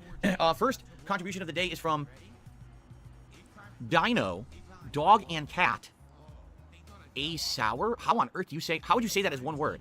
Dino, Dog and Cat Sour. How the heck? Sometimes you gotta wonder how people get their online names. Maybe I shouldn't ask, but that is a long one and a very elaborate one.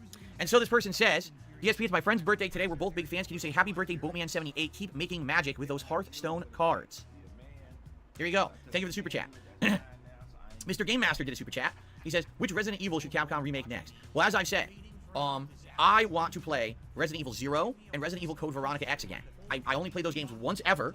Over, well, at this point, it was around a decade ago, correct? I know I was living here. I remember it was the summertime. I was sitting right here. I had my laptop in front of me, and I remember Ballpark Beef Franks. I absolutely remember that. Do you guys remember that? Some of you will, because it was a memeable event. So I was sitting here playing one of the Resident Evil games, and all of a sudden, a pop-up ad appeared in a browser window that I had open on my laptop. And it was fucking a pop-up audio ad for Ballpark Beef Franks. And it scared the shit out of everyone. Me too. Everyone's like, what the fuck? We're playing a horror game where zombies and monsters can jump out at any moment. And some asshole is talking about fucking Ballpark Beef Franks. What the fuck? It was really weird. But that was like almost a decade ago now. I want to say that was maybe like 2015, maybe. Maybe maybe it was 2014. I don't know. But I only had played those games once. What happened is way back when, like 2012 was it? When I bought Resident Evil 6, I bought the collector's edition. And it came with all the... Oh, shut the fuck up already. Burger. 5 in a row. That's concerning. I was waiting for a fucking good time for Phil to stop fucking speaking just so I could fucking tick Q&A. Yeah, he's not done Q&A yet, but he's mentioned it, so he's planned to fucking do it after I read the contributions. So yeah, there we fucking go. We are 4 away from a fucking full house. Fingers fucking crossed. Extra stuff, and one of the things it came with was the digital code to play Resident Evil 0 and Resident Evil Code Veronica X. Now, it was the HD remasters of the games, but they're not great. All it does is kind of upscales the graphics a little bit. It doesn't make them better or anything. They're not formal remakes. I would love to see those games remade. Imagine them being remade now, modern graphics, modern gameplay elements, just like they did with 2 and 3 and 4. That would be really, really sweet. I would much rather see those remade than Resident Evil 5. I don't think Resident Evil 5 at this point needs a remake, honestly. I think... This is not news, Phil. You forgot to fucking change the screen, you dumb son of a bitch. I would like to see those two, and then maybe even, I know it's weird, I'd like to see Resident Evil 1 remade from the ground up. Because you could say, well, they already did that. Well, you're right, they did ages ago, and that one is also outdated now. So I'd like to see a real modern remake of Resident Evil 1. Modern graphics, reimagining the Spencer Mansion with all new puzzles, all new enemies. Like, imagine if it's Resident Evil 1, but they've remade the whole game from scratch, where it's all different, and it feels like a fresh game, but with the same plot. Like, that would be super duper good. So that's what I would go for. I don't want to replay Resident Evil 5 and 6. They're too recent, you know. But the other ones, absolutely. So that's my take on it. So thank you, Mr. Game Master, for the super chat. And then Daddy Pig did a super chat and says, Hideki found God? Maybe, who knows? Oh, by the way, oops, sorry about that. I left the DSP news up there. My fault. Maybe. I mean, we don't know what happened to Hideki. The way he worded it was just so odd to me. You know what I mean? Like, saying that basically, you know, my beliefs aren't in line with the studios or whatever. It's like, your beliefs? Like, what on earth is he referencing? It's just so odd the way he worded it, but thank you for that. I received a tip. Ladies and gentlemen, I received a very generous $50 tip. Burger. 5 in a row. That's concerning. Right, man basically says, whatever it is that may be bothering you, I hope it gets resolved soon. Stay strong. Thank you, D-Man. There we go, the pity party fucking worked for Phil. He's like, I'm going through things behind the scenes, I can't really talk about them, I'm fucking a sad boy today if I'm grumpy with you guys, don't want to. And it's like, here Phil, here's a magic solution, here's a magic medicine, I'm throwing money at you, so please don't be mad anymore, Phil. Wow, well, fuck off. Fuck off. Money, the answer to all of life's problems according to fucking DSP. And like I said at the very beginning of the show, you know, some things happen in life that you just can't control. And you know, they bother you, they get to you. And whoops, not 50 question mark, 50 yes, it's definitely $50 tip. And we all go through it. It's not just me. You know, we all go through stuff in life, and I appreciate that. Yeah, we all fucking go through it, Phil. We don't fucking burden the fucking audience with it. Look, we all have fucking shit we need to fucking deal with. But we just fucking get on with it. Like, look, everyone has fucking shit they're dealing with. Even detractors and then mainstream's not like it. We all have our own fucking shit to handle. But you fucking have people go to your fucking streams to fucking enjoy the content, not to listen to the fucking content streamers' fucking issues. I just hope that, like I said, that today I can kind of be distracted on stream and have a good time with you guys. And the thing is, today is a stressful game day for sure. So I hope that, you know, the added stresses of things going on behind the scenes in my real life don't affect the gameplay stuff that I do today. But I mean, I've been very immersed in Lies of P recently. I've had a great time with this game, and I think that we're gonna have more of the same today. And obviously, the climb to master is incredibly arduous and challenging, but it's been a great journey with you guys over the last several weeks with Lily in Street Fighter 6. So I guess we will see what happens over the course of the day. But thank you so much, D-Man. That's very nice of you, very generous for you. Okay, generous of you, I should say. I appreciate that very much. Okay, let's see here. I received a super chat from Lonnie Love God, who says, I love Lies of P, but it's really hard for me. Try not to rage. It gets really, really bad. Well, there you go. Lonnie Love God. He butchered that name, by the way. The contributor for the super chat was called Looney Love God, which is, even then, I think a typo, because I think the character they're trying to refer to is Looney Lovegood from Harry Potter. You know, Luna Lovegood's in Harry Potter, their nickname was Looney Lovegood, because they were fucking batshit crazy, essentially. But yeah, even then, the person that had that username seemed to have butchered the fucking surname and typed it as Love God. But yeah, Phil's saying it's Lonnie. No, I'm pretty sure that the super chatter was called Looney. In fact, I can see them right now in the fucking chat. They're called Looney. You can see their fucking name right now. Looney, Love God. And Phil's calling him fucking Lonnie. What a fucking dent. Thank you for the super chat. It's Looney? Oh, is it? Hold on a second here. It is Looney. Dumbass. I misread it. It's Looney Love God. I thought it was Lonnie. Alright, Looney Love God. Sorry about that. Thanks for correcting me. Thank you. I don't know. It's kind of weird because a lot of people have been saying they think Lies of P is incredibly difficult. Like, even some of the stuff I've beaten, a lot of people say the fourth boss is a huge, like, difficulty check for the game. I didn't think it was. Honestly. I mean, yeah, it's a two-phase boss fight, but it's not necessarily a tough boss. Like, the first phase is quite easy, I would say, once you learn the parry timing. And the second phase just has a couple quick variations that you can pretty much avoid. It's not that big of a deal. So I don't know why people seem to be having issues with that. And then again, you know, I continued on, and people said, oh, he's definitely gonna have to summon for the fifth boss. I didn't summon. I fought for, what, like 20 minutes? So I don't know. Maybe it's just because I played so many of these now, you know? But at the same time, maybe you're right. Maybe it'll get much harder. You know, my build, too, is very different from other people's. I think the game is very build dependent. Perhaps there's certain situations that are much harder if you're going one build or another. You know what I'm saying? So I guess we'll see. We shall see how it goes today. Okay. All right, anyway. All right. So, at this point, I'd like to open the floor to open discussion. If you guys have anything you'd like to talk about, please tag me in the chat. We'll do a little bit of open Q&A. As I said, I do have to take a formal style break between the end of the show and when I start with gameplay today. So, I'll leave time for that. Let's see. The Scale Scholars, I know it's been going well. The next boss will require a summon, buddy. If you say so, Scale Scholar. If you say so. I don't think so. I'm not summoning. I am not summoning for this game. I'm going to stay away from it. I'm just going to try to fight everything legit, so. How far are we behind DSP? Oh my fucking god, I'm 38 minutes behind. Is he still streaming like now, or does it end early? Like, he ends the fucking podcast in about 30 minutes from now. At like 30 minutes from this pause frame, he ends the podcast and goes on his fucking break. Fuck me. Okay. It's at time go. Look, we only have 3 finds left in the card, and one of those is something to say, and 2 of them are action stuff. I'm going 1.75 speed. It's time go. DSP fan club, I sent you an email, hope it didn't get filtered. Oh, I don't know. I'll have to check. Did you send me an email today? I'll check later. Are these gamer glasses? Well, they are gunner glasses that filter yellow light. No, they filter blue light, correct? They have a yellow filter and they filter blue light. so it's supposed to make light easier on the eyes if you're playing extended gaming, which I do all day, obviously, right? What kinds of food will we do for the Halloween marathon, or is Kat gonna make something? Likely we will order food, I think. She's made food several times over the summer, and we haven't really ordered out at a restaurant in a long time. Of course, we'd have to talk about it, figure it out. But likely, likely I would say we'll probably, order something. Did he just fucking say he's not ordered it from a restaurant in a long fucking time? He did it twice in his fucking day off. Let me take a look here. It looks like Halloween is a Tuesday this year. Well, that's weird. It's a weird Tuesday. Yeah, Why the fuck is that weird, Phil?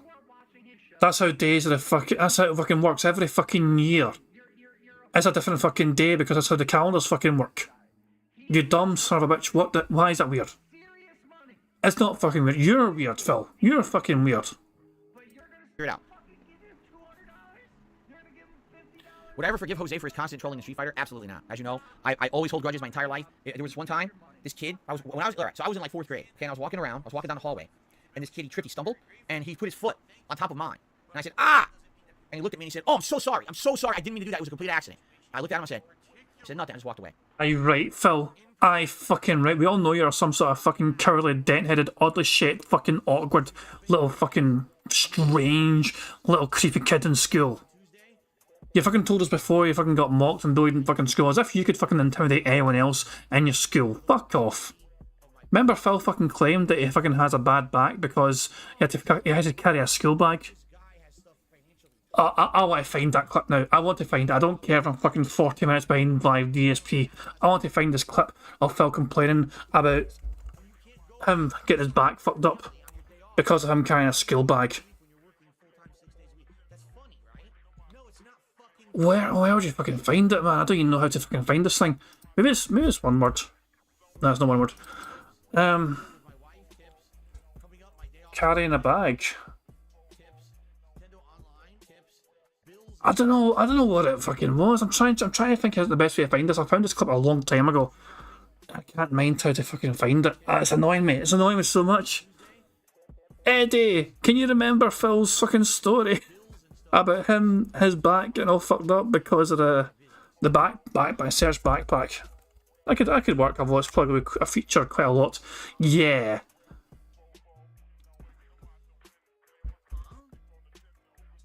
Ah, damn. This is the kind of situation where I would need Eddie to save me to try and get the right. I know it exists. I know it exists on here. Hold on. I have an alternative idea. Hold on. Damn it, Eddie's drawn a blank. It doesn't mean anything to him. Let's see if I can find it. I know it exists. Let me see if I can find it. I know it's a real thing.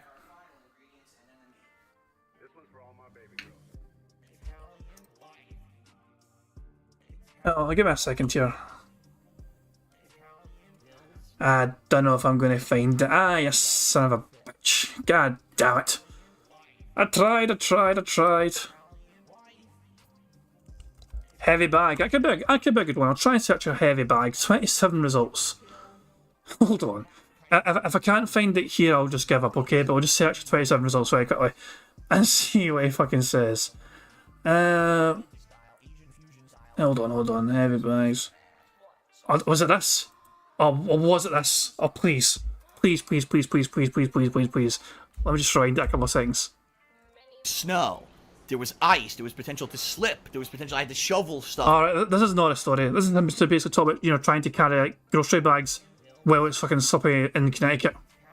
I think it was an Ask the King, though. I'm pretty sure it was an Ask the King story. Heavy bags.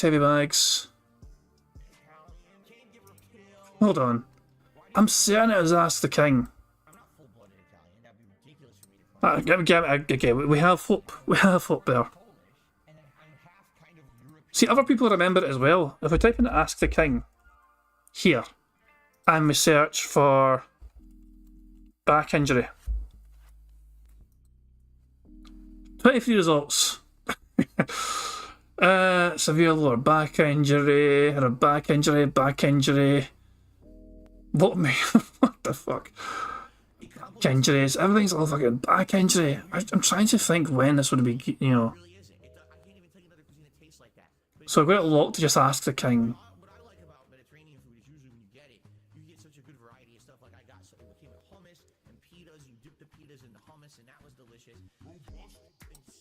I wish I could fucking find this.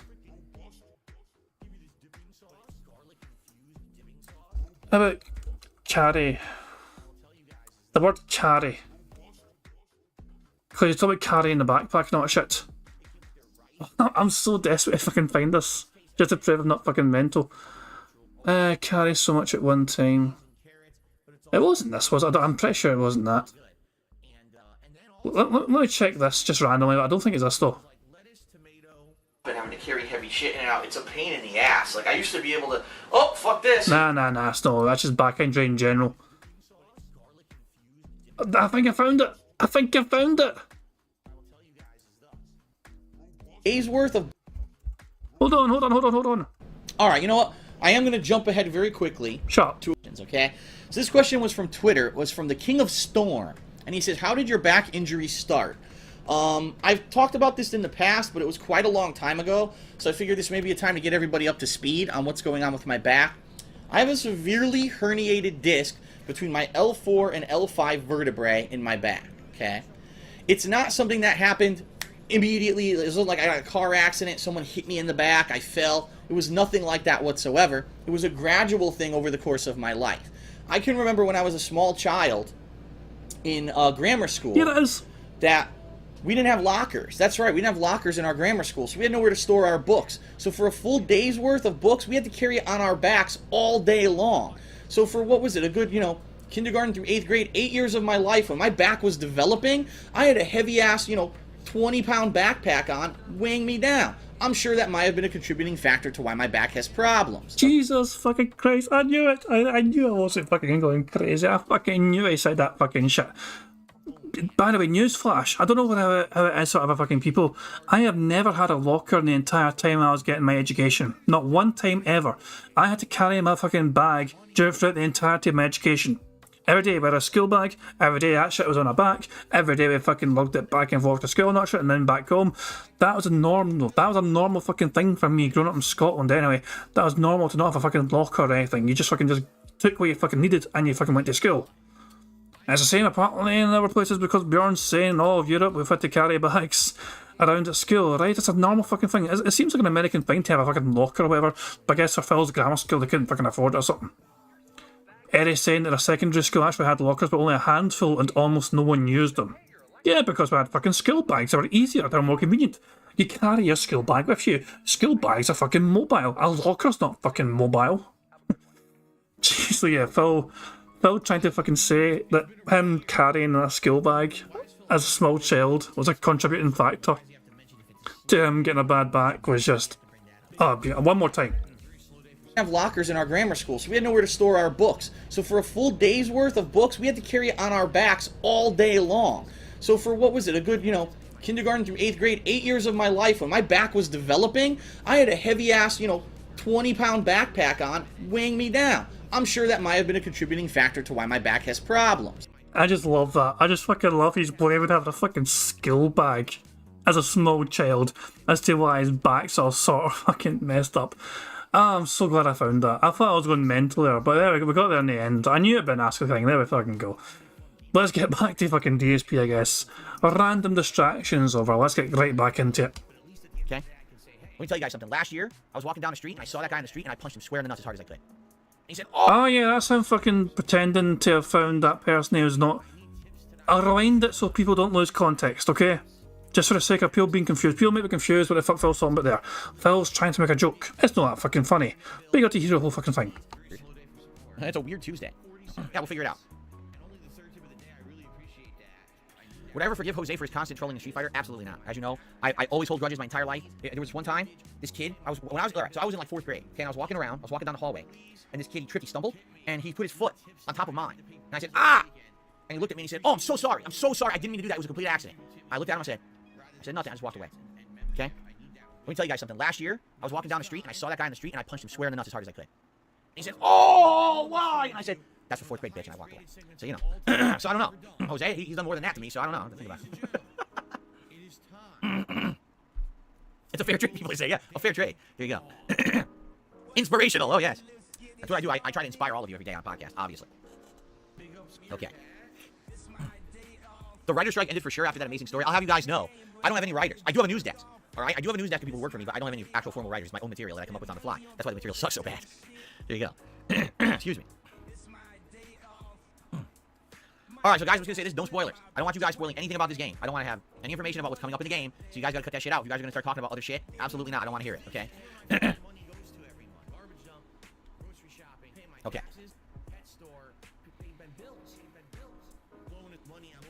All right. Anything else you guys want to talk about? Melania is the final boss. That's a huge spoiler. Melania Trump. Damn. Can you guess the movie quote? A Jose Canseco bat. Tell me you pay money for this. A Jose Canseco bat. Tell me you pay money for this. A Jose Canseco bat. Tell me you pay money for this. What?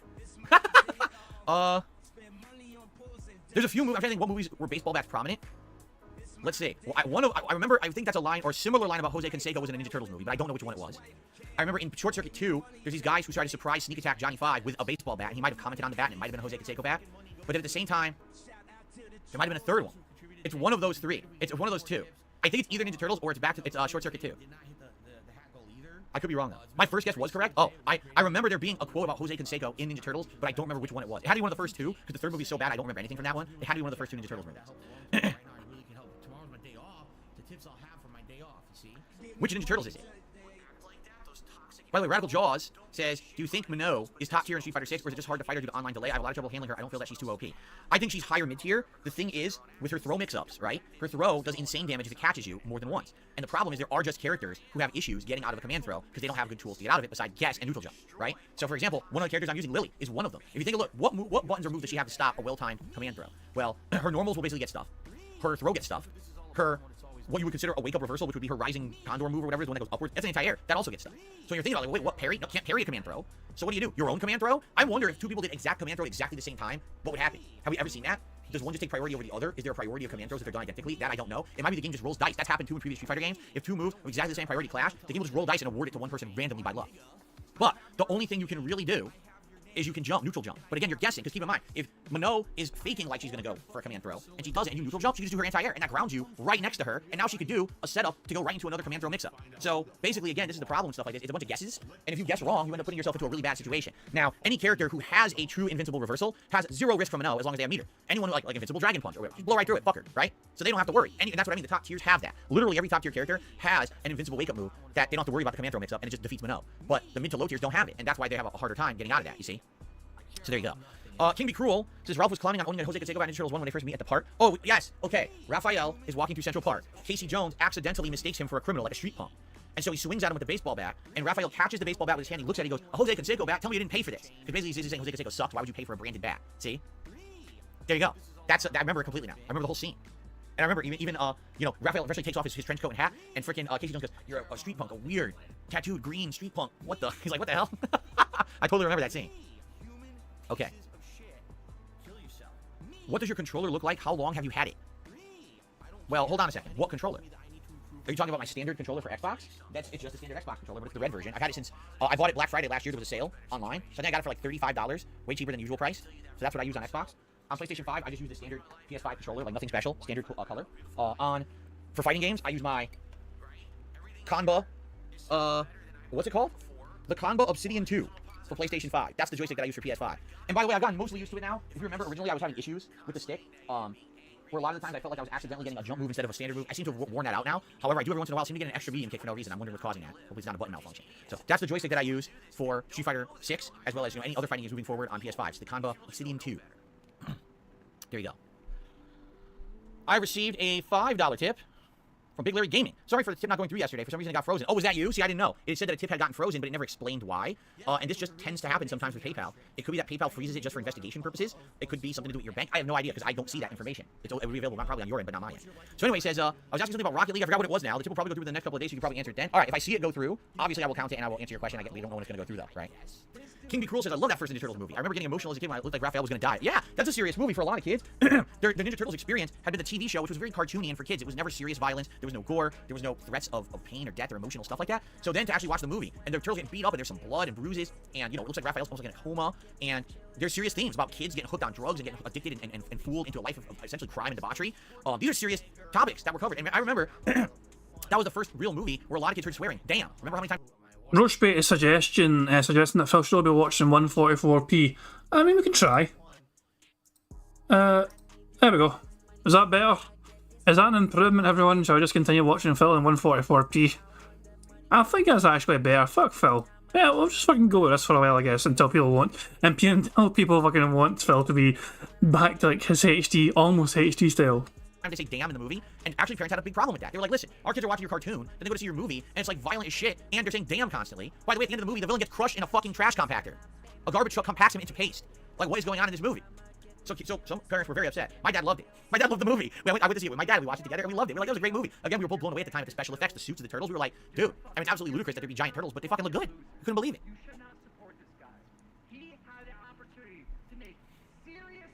Raph's dark, edgy. No, Raph's epic damn was so good. I know. It was like, damn! It echoes through New York. You could definitely tell that they were pushing the envelope. They were trying to get away with as much as they could with what they knew would be a kid's movie. So. Oh, God, don't get me started. Looney Love God says, The Grinch with Jim Carrey, they said bitchin'. Dude, The Grinch with Jim Carrey, thankfully that came out when I was old. You know what I mean? Like, I was already, what was that, late 90s, early 2000s? So I was like late teens, early 20s. Can you imagine being a kid seeing that movie? That movie was all sexual content, right? It's about the Grinch having a crush on this, like, sex pot woman. It's like, what is this? This has nothing whatsoever to do with the Grinch plot. Phil, it's creative artistic liberties.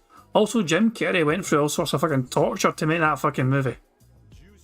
Like, that makeup process for him was meant to be fucking terrible. Apparently, they hired some sort of CIA interrogator to try and train Jim Carrey into getting through the ordeal of having to fucking be in costume that fucking long all the time.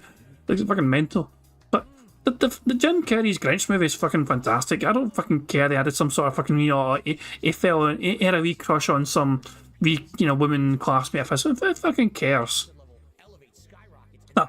I think Heather misheard Phil. It's not a homosexual plotline or whatever, but Phil was not happy that they gave the Grinch a love interest in the Jim Carrey version of the movie. Apparently it deviated from the fucking original. You know, the original source material got fucking, you know, they fucking added some sort of fucking, fuck off. And your Kulip's confirming the CIA taught Jim Carrey how to withstand torture because he spent over 8 hours in the makeup chair every day. 8 hours just getting fucking makeup, man. 8 hours. That's like, how in the hell? How in the hell? Yeah, I'm not surprised they fucking needed lessons on that shit, man. Jesus Christ, man. I don't know. Fair play. Look, I don't think I could do that. I don't think I could fucking endure 8 hours just to fucking sit there and get makeup put on me. What the fuck, man? I remember Red Dwarf, random off-tangent segment. Red Dwarf, the guy that played Frighten. He spent hours and hours in makeup every day to be that, you know, to that fucking. I think it was like 2 hours, 3 hours. He fucking stuck every day to try and get the costume. His like robot fucking character. The rest of the fucking cast just turned up like 5 minutes for your fucking due to start shooting, essentially, because they're just fucking normal characters. But the poor guy that fucking played Crichton had to fucking sit there for a few hours just to fucking get into costume. Line from the books or the TV special. What is this nonsense? Like, what, you imagine a kid who has absolutely no idea about that stuff going to see that movie? It's like, what, Mommy? Why is the Grinch so excited about the lady? That's the big fucking deal, bitch. Mommy, why do the ladies' chests stick out so much? Oh, those are just her bazongas, honey. Oh, what are bazongas? Why is Phil so awkward when it comes to the subject of sex? Holy fuck, shit. What the hell? Phil, sex is a perfectly normal fucking thing. Women in a children's movie is a perfectly fucking normal thing. There is nothing... As a children's fucking movie, I don't remember anything remotely even sexual in that fucking movie. Yes, there was some slight romance thing because the Grinch had a crush on someone. That was it. There was no naughty hanky-panky antics going on in that kid's movie, whatever. It was just the Grinch being a mean bugger. He's trying to steal Christmas, you know it's a fucking Grinch. Oh my god. I don't get these movies. They're supposed to be for kids and they have this crazy shit in it.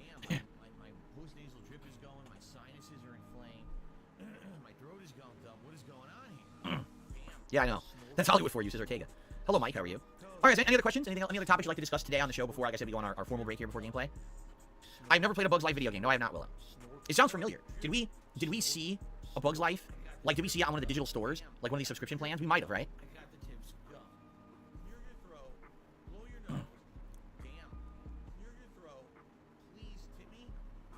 Oh, God. All right, enough of the sexual jokes about the Grinch. I don't want to think about his Yule log growing. You brought it up, Phil. You're the one that initiated it, for fuck's sake.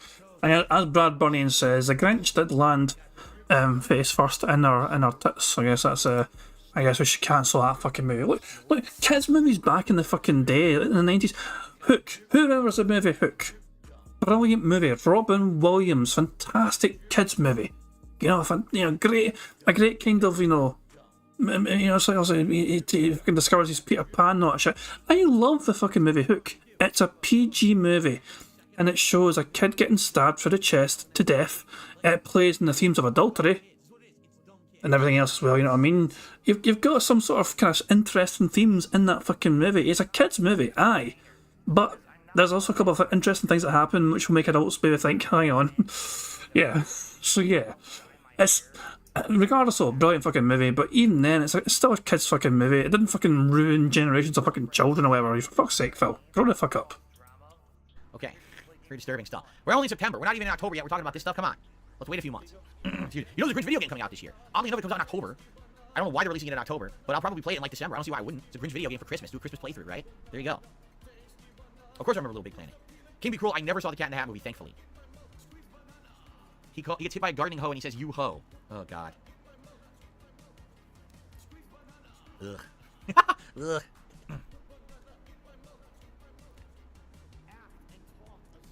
You know what's funny? If you go back and you watch those Ace Ventura movies from the 90s, they totally would never be made today. You notice that? You ever watch them? There's a lot of strong sexual content and jokes. I mean, the whole plot of the first movie is that the villain is, well, I guess I shouldn't spoil it for those who haven't seen it, but basically it has to do with transgender stuff. And it's treated as a big joke. Now imagine if that movie came out today, people would be greatly offended that that was the plot of the movie. But back then, people actually thought it was funny, you know? So they could never even do that stuff anymore, right? So imagine if they made a, like imagine if Ace Ventura is coming back, Jim Carrey resumes the role of an older Ace Ventura, right? We catch up with the character. The first joke, the movie would be canceled. The very first joke. I remember one of the best jokes of the movie. So Ace Ventura always has a rivalry with the real detectives at the police department, okay? So he's at the police department, and one of his guys that hates him, he looks down, and there's a cockroach walking across the floor, and he takes his shoe, and he goes, oh, and he stomps, he crushes the cockroach dead. And he goes, all right, Ventura, you know, here, can you crack this murder case? And Jim Carrey, he's so good with his delivery, he looks up and he goes, ah, yes, you see, the motive was that, how did he word it? The murderer saw the size of the victim's dick and became incredibly, insanely jealous. I was like, what? It's funny as shit in the context of the movie. My delivery was terrible. But some of those lines are just so good. Like, they're off the cuff, out of nowhere, good, like, funny-ass, like jabs and writing that's just funny for the time, you know? The rhinos. Clearly, Phil longs for the days where comedy was edgier. And he's like, oh, I miss those fucking days where, you know, because Phil can relate to that sort of comedy, because that's the kind of person he fucking is. Look, I like the Ace Ventura fucking movies as well. Einhorn is Finkel, Finkel is Einhorn, yeah, Warren's in chat saying, Finkel is Einhorn, Einhorn is Finkel. Spoiler alert, guys. The fucking Finkel's Einhorn, there you go. But, Jesus Christ. It's, what, I don't know, I'm trying to understand Phil's kind of obsession with this kind of thing. Apart, it's like he's longing for those fucking days, and yet at the same time he's pretending to fucking say, I've changed, guys, I'm not that kind of guy anymore. He is that guy. He's always been that fucking guy. He longs for those fucking days where he could fucking make fun of these kind of fucking things easily and readily without getting cancelled, because he fears getting fucking cancelled for fucking saying or liking something, you know. This is why it's so fucking awkward when it comes to anything sexually related as well in fucking games or in general. Because he just doesn't want to get fucking cancelled for fucking having a thought or an opinion on something which might offend people. He's so much on the fence, he's basically riding that bastard, fucking getting joy out of it.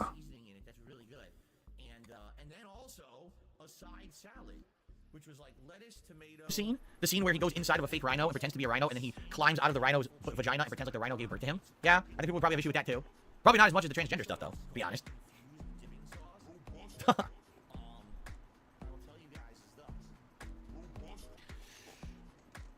Oh, man. Dan Marino. Laces out, Dan. Finkel is Einhorn. Einhorn is Finkel. Yes. Oh, my goodness. All right, guys, any other questions, any other things? It seems like the topics have gone pretty off the cuff here. So maybe it's a good time to end the show and prepare for the gameplay to continue, right? Perhaps? We went and got dinner. Now, this was a double-edged sword. Maybe. I don't think anyone else asked me anything. All right, I'm gonna give you 10 seconds.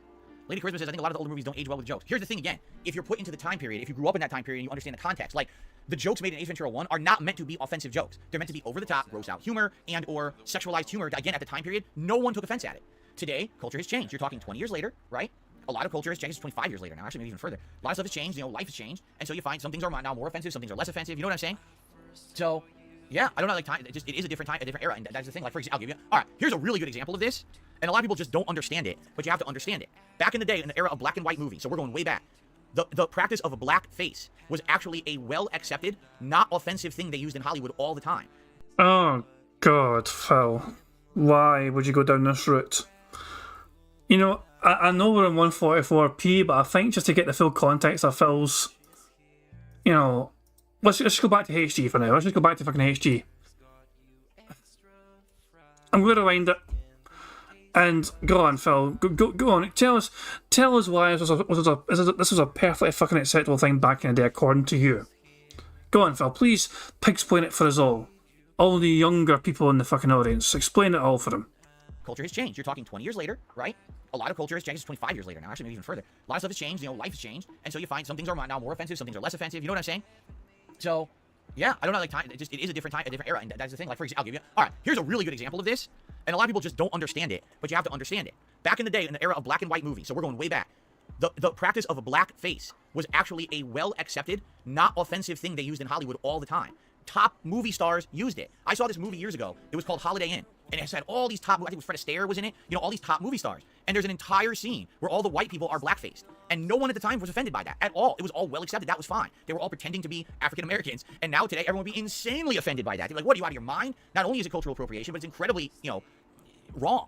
But back then, no one thought that way. And that's the thing, culture changes over time. That's why I was blown away when I saw it. I looked at it, I was like, oh my God. Like, again, it wasn't like, this was a fringe movie. This was a giant multi-blockbuster movie. Holiday Inn was a very well-received movie by everyone. I think it won awards for being a, you know, famous musical and everything. And it has that giant scene in it. You know what I'm saying? So, and by the way, no, I'm not condoning that at all. I'm saying that was just, it's history. It happened. People were okay with it back then. Today, people are not okay with it. And, you know, times changed.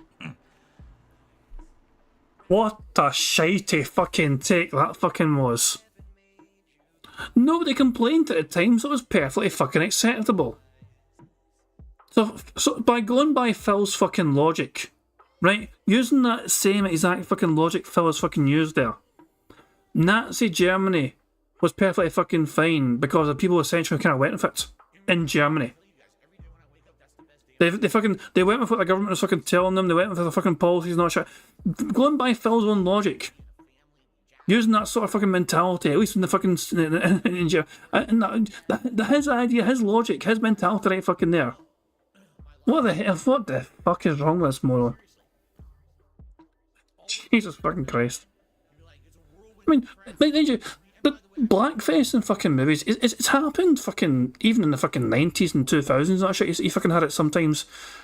It's just the way it fucking was. With some like a remember Dan Aykroyd Trading Places, trying to fucking fool the guy. You know, yeah, that was a fucking thing.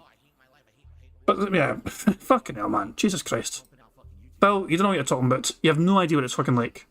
Now they are, but I'm not gonna pretend to know what it's fucking like either. You fucking seem to be an authority in it for some fucking reason.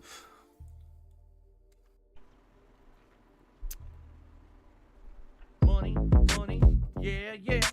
Money, oh, money, yeah, yeah. Money. Thank you very much to Logan for his super chat, who says they did that because black reading men were not allowed to read more. Exactly. Fucking exactly. Hold on a second. 2 seconds. Can I do something else? No. To me, the super chat looks a bit different for some reason. So I was wondering if I could do something. I was hoping I could like the super chat, but I don't think I can yet. Damn, I wanted to like the super chat, but it wouldn't let me. Oh well.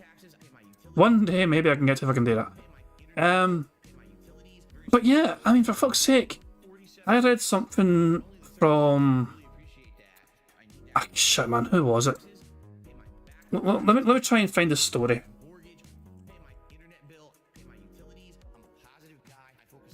I'm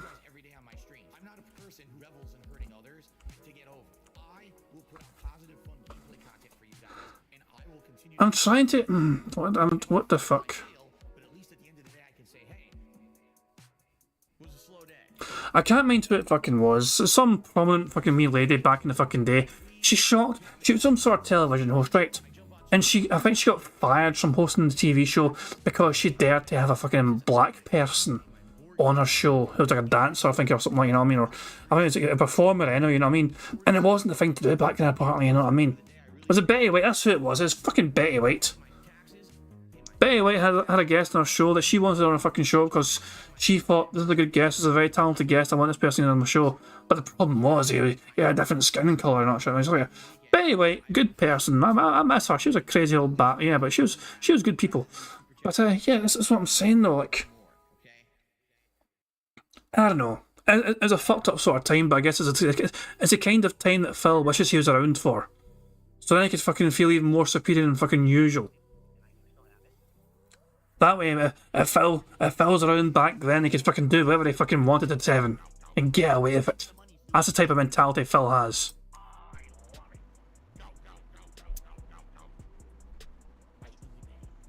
Oh, really? I never saw that movie. King B. Cruel says in the movie Breakfast at Tiffany's, there's a Mickey Rooney doing a stereotypical Japanese impersonation. It was absolutely horrible. Oh, really? Interesting. That's true, too. RGB says the biggest example of it could be made today is Blazing Saddles. Oh, yeah. You know, all that humor, the Mel Brooks humor, a lot of that Mel Brooks humor was always pushing the envelope, pushing the boundary, pushing what you could get away with, and a lot of it was racial humor. And, you know, to this day, you can find it funny as long as you understand that it's not meant to be offensive, right? Then again, a lot of it is Jewish humor, and a lot of people say you can't really be part of that. If you're Jewish, you can do Jewish humor. If you're not Jewish, you probably shouldn't do it. It's found to be offensive, right? But again... But Howard Stern did those jokes, and he got a good laugh out of it. Why can't Phil? Remember when Phil blamed Howard Stern for the fucking Hello Jew video? Him playing fucking Dead Space. Like, Howard Stern made those exact same jokes and and people didn't mind it when he did it. But when Phil does it, you want to cancel him from Blip TV or boo-hoo. Jesus Christ, man. And yet, Heather sums up quite fucking well. You know, hey, Phil, you're right, you have no right in telling people what they can't be offended by. It's just one of those fucking things. Look, I think people are way too fucking obsessed with things like this these fucking days. It's like, I don't fucking like to judge people based on the colour of their skin. I try and base them on their fucking personality, you know what I mean? Phil, I'm white and so is Phil. However, I think Phil's an absolute arsehole. I'm not going to fucking defend him because he's fucking white. I'm not going to fucking treat people differently because of skin colour. I was racist to fucking treat people based on their fucking personality. Mind you, I fucking come from Scotland, which is primarily fucking white, so maybe not too fucking used to fucking dealing with other kind of cultures as well. It is what it fucking is. It's how I fucking grew up. But I always try and fucking judge people not based on, you know, what they fucking look like, but just who they fucking are in terms of their personality. I've always had that kind of mentality. Is this person a good person or not? The content of the character. That's what should always fucking boil down to, the content of the character. Don't care if it's a guy or a girl, or if they're black or if they're white or whatever, just as long as they're good people, you don't want to fucking harm anyone or whatever, if they're fucking cool enough to talk to fucking cool beans. That's been my mentality anyway. Mind you, I guess, as I said though, I'm not going to pretend to fucking understand what it's fucking like to fucking go through. Like, I've never had to fucking deal with fucking racial issues because I'm a white guy, for example. So I'm never going to fucking pretend to understand how hard it is to fucking have that kind of, you know, issue, I guess, or whatever, you know what I mean? Because I've never experienced that kind of fucking thing. So there we go. I'm ignorant, but that's what it is. So I mean, a lot of things over time just change, okay? And you know what I mean? Like, you got to roll with the times. You got to roll with all the changes. You got to understand what is going on, right? And do that. You have to adapt. You can't just be a dinosaur doing the same thing forever because society has changed in a lot of different ways, right? Excuse me.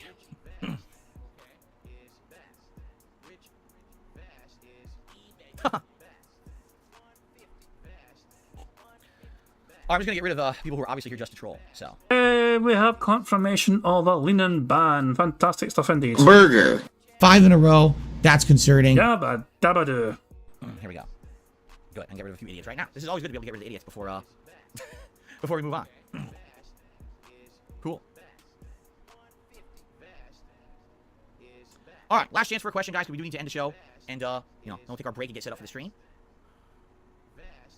Jade says, yo, Sub-Zero is like 10 in Mortal Kombat 1. I believe that. Sub-Zero seems to be one of the easiest characters to play in Mortal Kombat 1, but seems to be one of the best. Like, anytime you can do a high-low mix-up that's insanely fast and very hard to defend against, and if he hits you once, he literally gets a giant combo. So there you go. Same thing with Raiden, which I didn't realize when I played with Raiden, because I didn't realize that his low kicks can combo into a giant combo. I had no idea. I thought it was just 3 low kicks, that's all you could do. But no, you can do 3 low kicks right into a combo, and that's ridiculously good. So 672 wants an update on the timeout situation. Well, here's the thing. We know it is a timeout. We know essentially what it is. This is a mobile timeout. I can't even do those kind of timeouts in the chat right now if I wanted to because I'm on a laptop, but I could do them on the phone. So now the question is, what's causing the timeout? I don't know if there's a moderator who just comes by casually during the course of the day and does timeouts if they think it's appropriate or not. I don't know what's causing it. I have to keep looking into that. But I need examples of what's going on. So for example, today, if someone gets timed out and they can't talk, let me know. All right, and then what I can do is I can go to my moderators after the fact and say, hey, we're going to do on stream today. Did any time anyone out? What happened? I can get the story. The thing is, we didn't even know what was going on previously, so I didn't even know where to start, right? I didn't know what was happening. So if we can figure this out, I can figure it out, all right? But I need the info. I need the deets in order to try to solve the problem. Yes, Sony did get hacked previously, like we already were talking about. Lizard Squad and how they were down for like weeks to like a month, and then they had to give everyone free games. Because again, how terrible would it be if Sony attacked now and they got their balls over the coals, excuse me, and they basically can't get their stuff back up and running? Can you imagine that? And now they've got all these new games coming out that are multiplayer games and no one can play multiplayer. Imagine Call of Duty with no multiplayer at launch. Woo-hoo-hoo. That would be a bad one.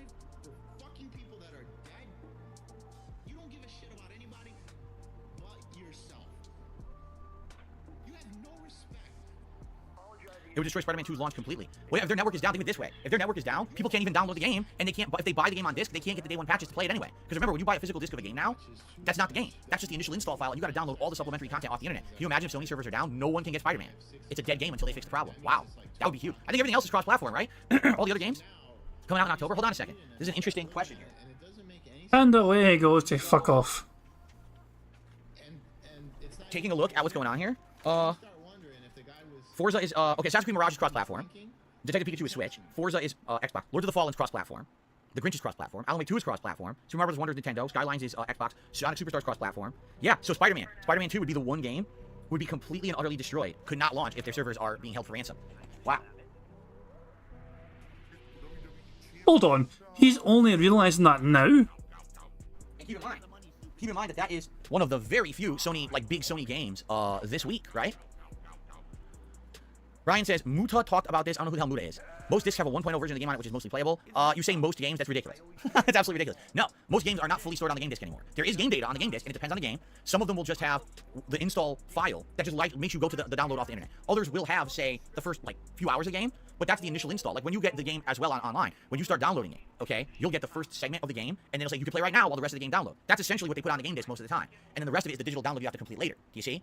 But very, very few games are the entire game on just the game disc these days. It's incredibly rare. It's ridiculous. Why do you think all the game companies are pushing for discless systems? Because they know that it's not a common thing anymore. I think they said that the new statistic was around 70% of video games are now being bought digitally. So the push is really skewing towards full digital. Okay.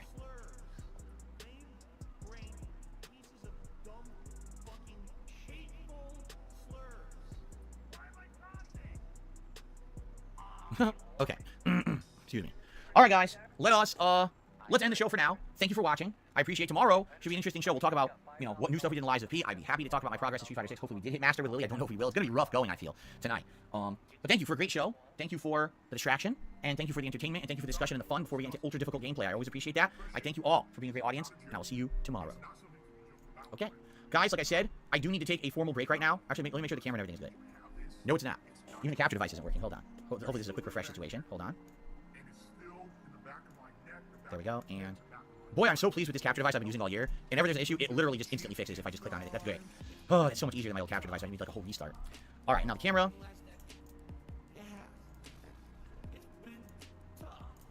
Okay. All right, guys. So let's take a break. Like I said, I need to take a real break right now. I'll be back in like 15-20 minutes. I'll be back definitely before 1 p.m. And then we will begin with Lies of P for the day. All right? Thank you all. Formal break. I'll be back in a bit, and then we'll start with the gameplay. See you then. And I guess we can fast forward this bullshit to when he fucking gets back. So, I guess it's like 20 minutes he's away for, apparently. To go there. And I think we're okay. No, we're not. My bad. Nope. Nope. For them now. Oh, here we go. Immediately. Really, I've had enough of it. We are. Just give me a second. Okay. Here we go. Here we go. Okay, guys, I'm coming back. Just give me a second here to get set up and compose myself, and we will begin with Lies of P. As you know, we are just at the 6th boss, but there seems to be a little bit more to explore right before we get to it. So, all right, I've had enough of this already. Really, I've had enough of the sock accounts. I really officially had enough now. So I'm just gonna get rid of all these sock accounts immediately. because today is not the day to fuck with me, and I've had enough of putting up with these stock accounts, and I'm just gonna ban every one of them now. Really, I've had enough. They're literally like the same two people sitting here, or the same one person talking to themselves during the break, and I have no more patience. Today is not the day to test me or fuck with me. Oh, you have no way to prove that, for fuck's sake. You're just fucking assuming that. Or you're trying to fucking make your audience is only one person rather than fucking dozen people, whatever. It is easier for Phil to fucking control a narrative as if he convinces his audience is only one person doing it all. It is very tempting to tick Mock's chat, but he's not really mocking his chat, he's mocking detractors or whatever, you know, he's mocking... When I think of Phil mocking his chat, it's him basically disagreeing with them or whatever, or he's fucking bitching and whining and moaning about something they wanted or something. I've not seen any of that today so far, at least from what I can tell. Sure, Phil warned them all to fucking not piss him off because, you know, he's something behind the scenes and all shit. But as far as I'm aware, his audience have fucking not done anything to be mocked. Unless I missed something obvious. He's been kind of clown mode a couple of times and all that shit, you know, but he's not actually fucking mocked him, as far as I can gather. So, say goodbye. Okay. And the more I see, the more get banned. So, go ahead and fuck around and find out, as they say. Alright, so, we're about to jump back into Lies of P, everyone. Thanks for being patient. I'm back now. And, like I said, I'm trying to compose myself and distract myself with the game. A couple tips came in during the break. $1.04 tip from someone saying, not sure if you have plans. We actually just talked about this. The Resident Evil 4 DLC Separate Ways just released. It's only a couple of hours. I've actually heard it's about 5 hours. Well received, super fun, $10. I'm playing it on Saturday. You must have missed it. I literally just said during this very podcast, I'm playing it on Saturday. Okay? So, yeah. Come by Saturday and chill with us as I enjoy it on hardcore difficulty, because I'll be playing it on the hardest level of difficulty. Okay? I got a $1 tip. Fun question. You still have the old handheld camera?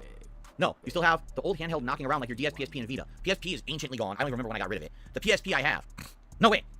The Vita I have. Several years ago, Kat played Persona 4 Golden on it and really liked it, and since then, have not used it. So it's just sitting around. DS, I have the 3DS XL.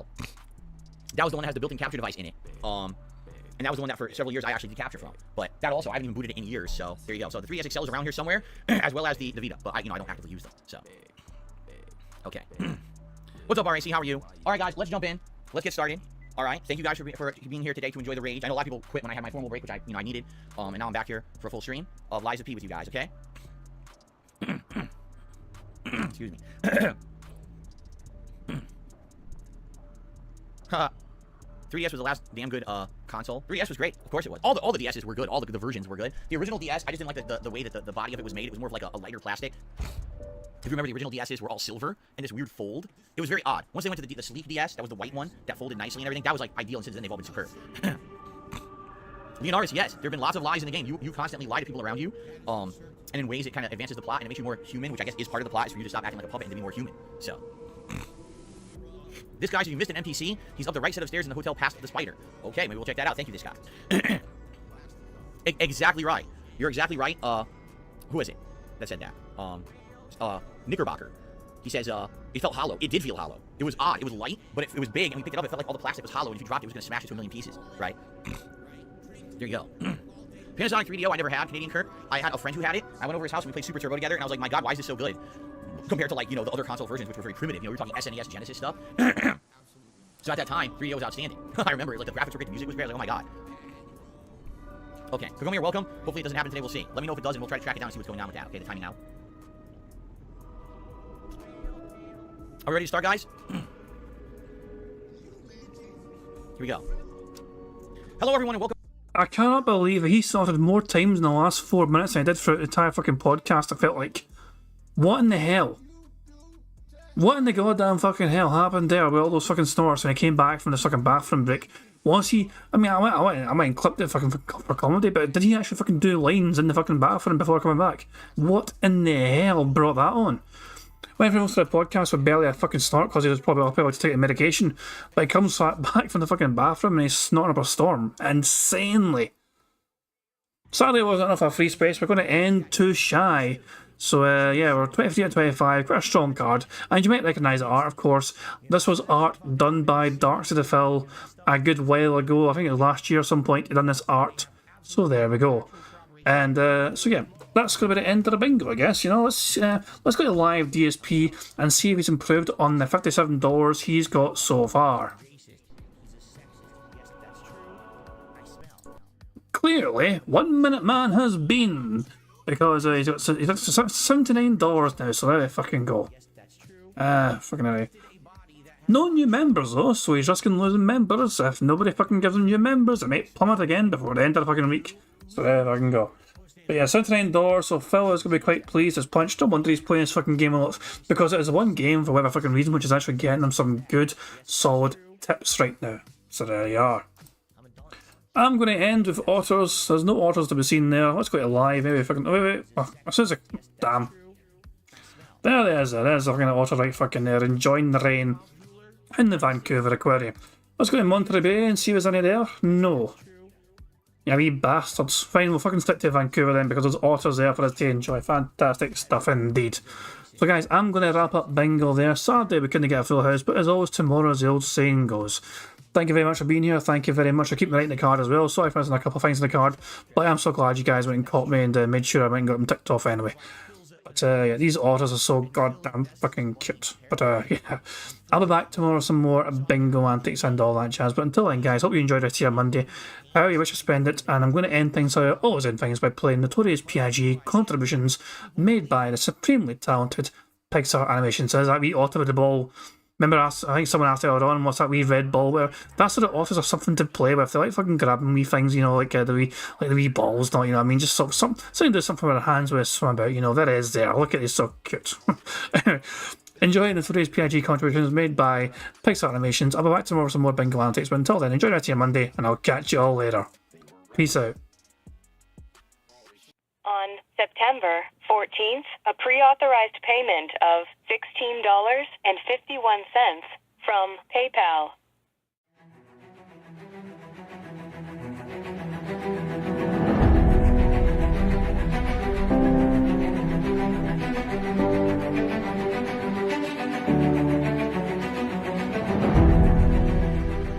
All right, Luna Mills has tipped me $1.30. It says, I'm back. What's your favorite type of shower? When you're showered in money. When you go outside and all of a sudden greenbacks start falling from the sky and you raise your face up, you're like, oh, you start dancing, you go, oh, money, money, yeah, yeah. All right, I don't know what the hell you're talking about, but thank you for the first tip of the day.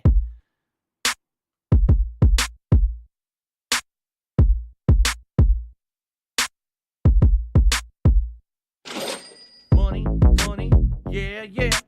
Money, money, oh, money, money, yeah, yeah. Money, money, money, money, yeah, yeah. Money, money, oh, money, money, yeah, yeah. These contributions are mandatory. Money, money, yeah, yeah. Money, money, oh, money, money, yeah, yeah. Money, money, money, money, yeah, yeah. Money, money, oh, money, money, yeah, yeah. These contributions are mandatory.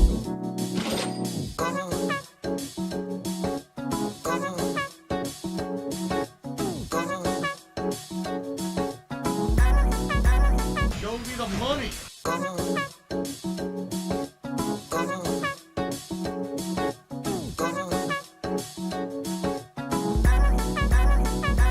Free. Money, money, yeah, yeah. Money, money, oh, money, money, yeah, yeah. Money, money, money, money, yeah, yeah. Money, money, oh, money, money, yeah, yeah. These contributions are mandatory. And it's gone, just gone like that in an instant.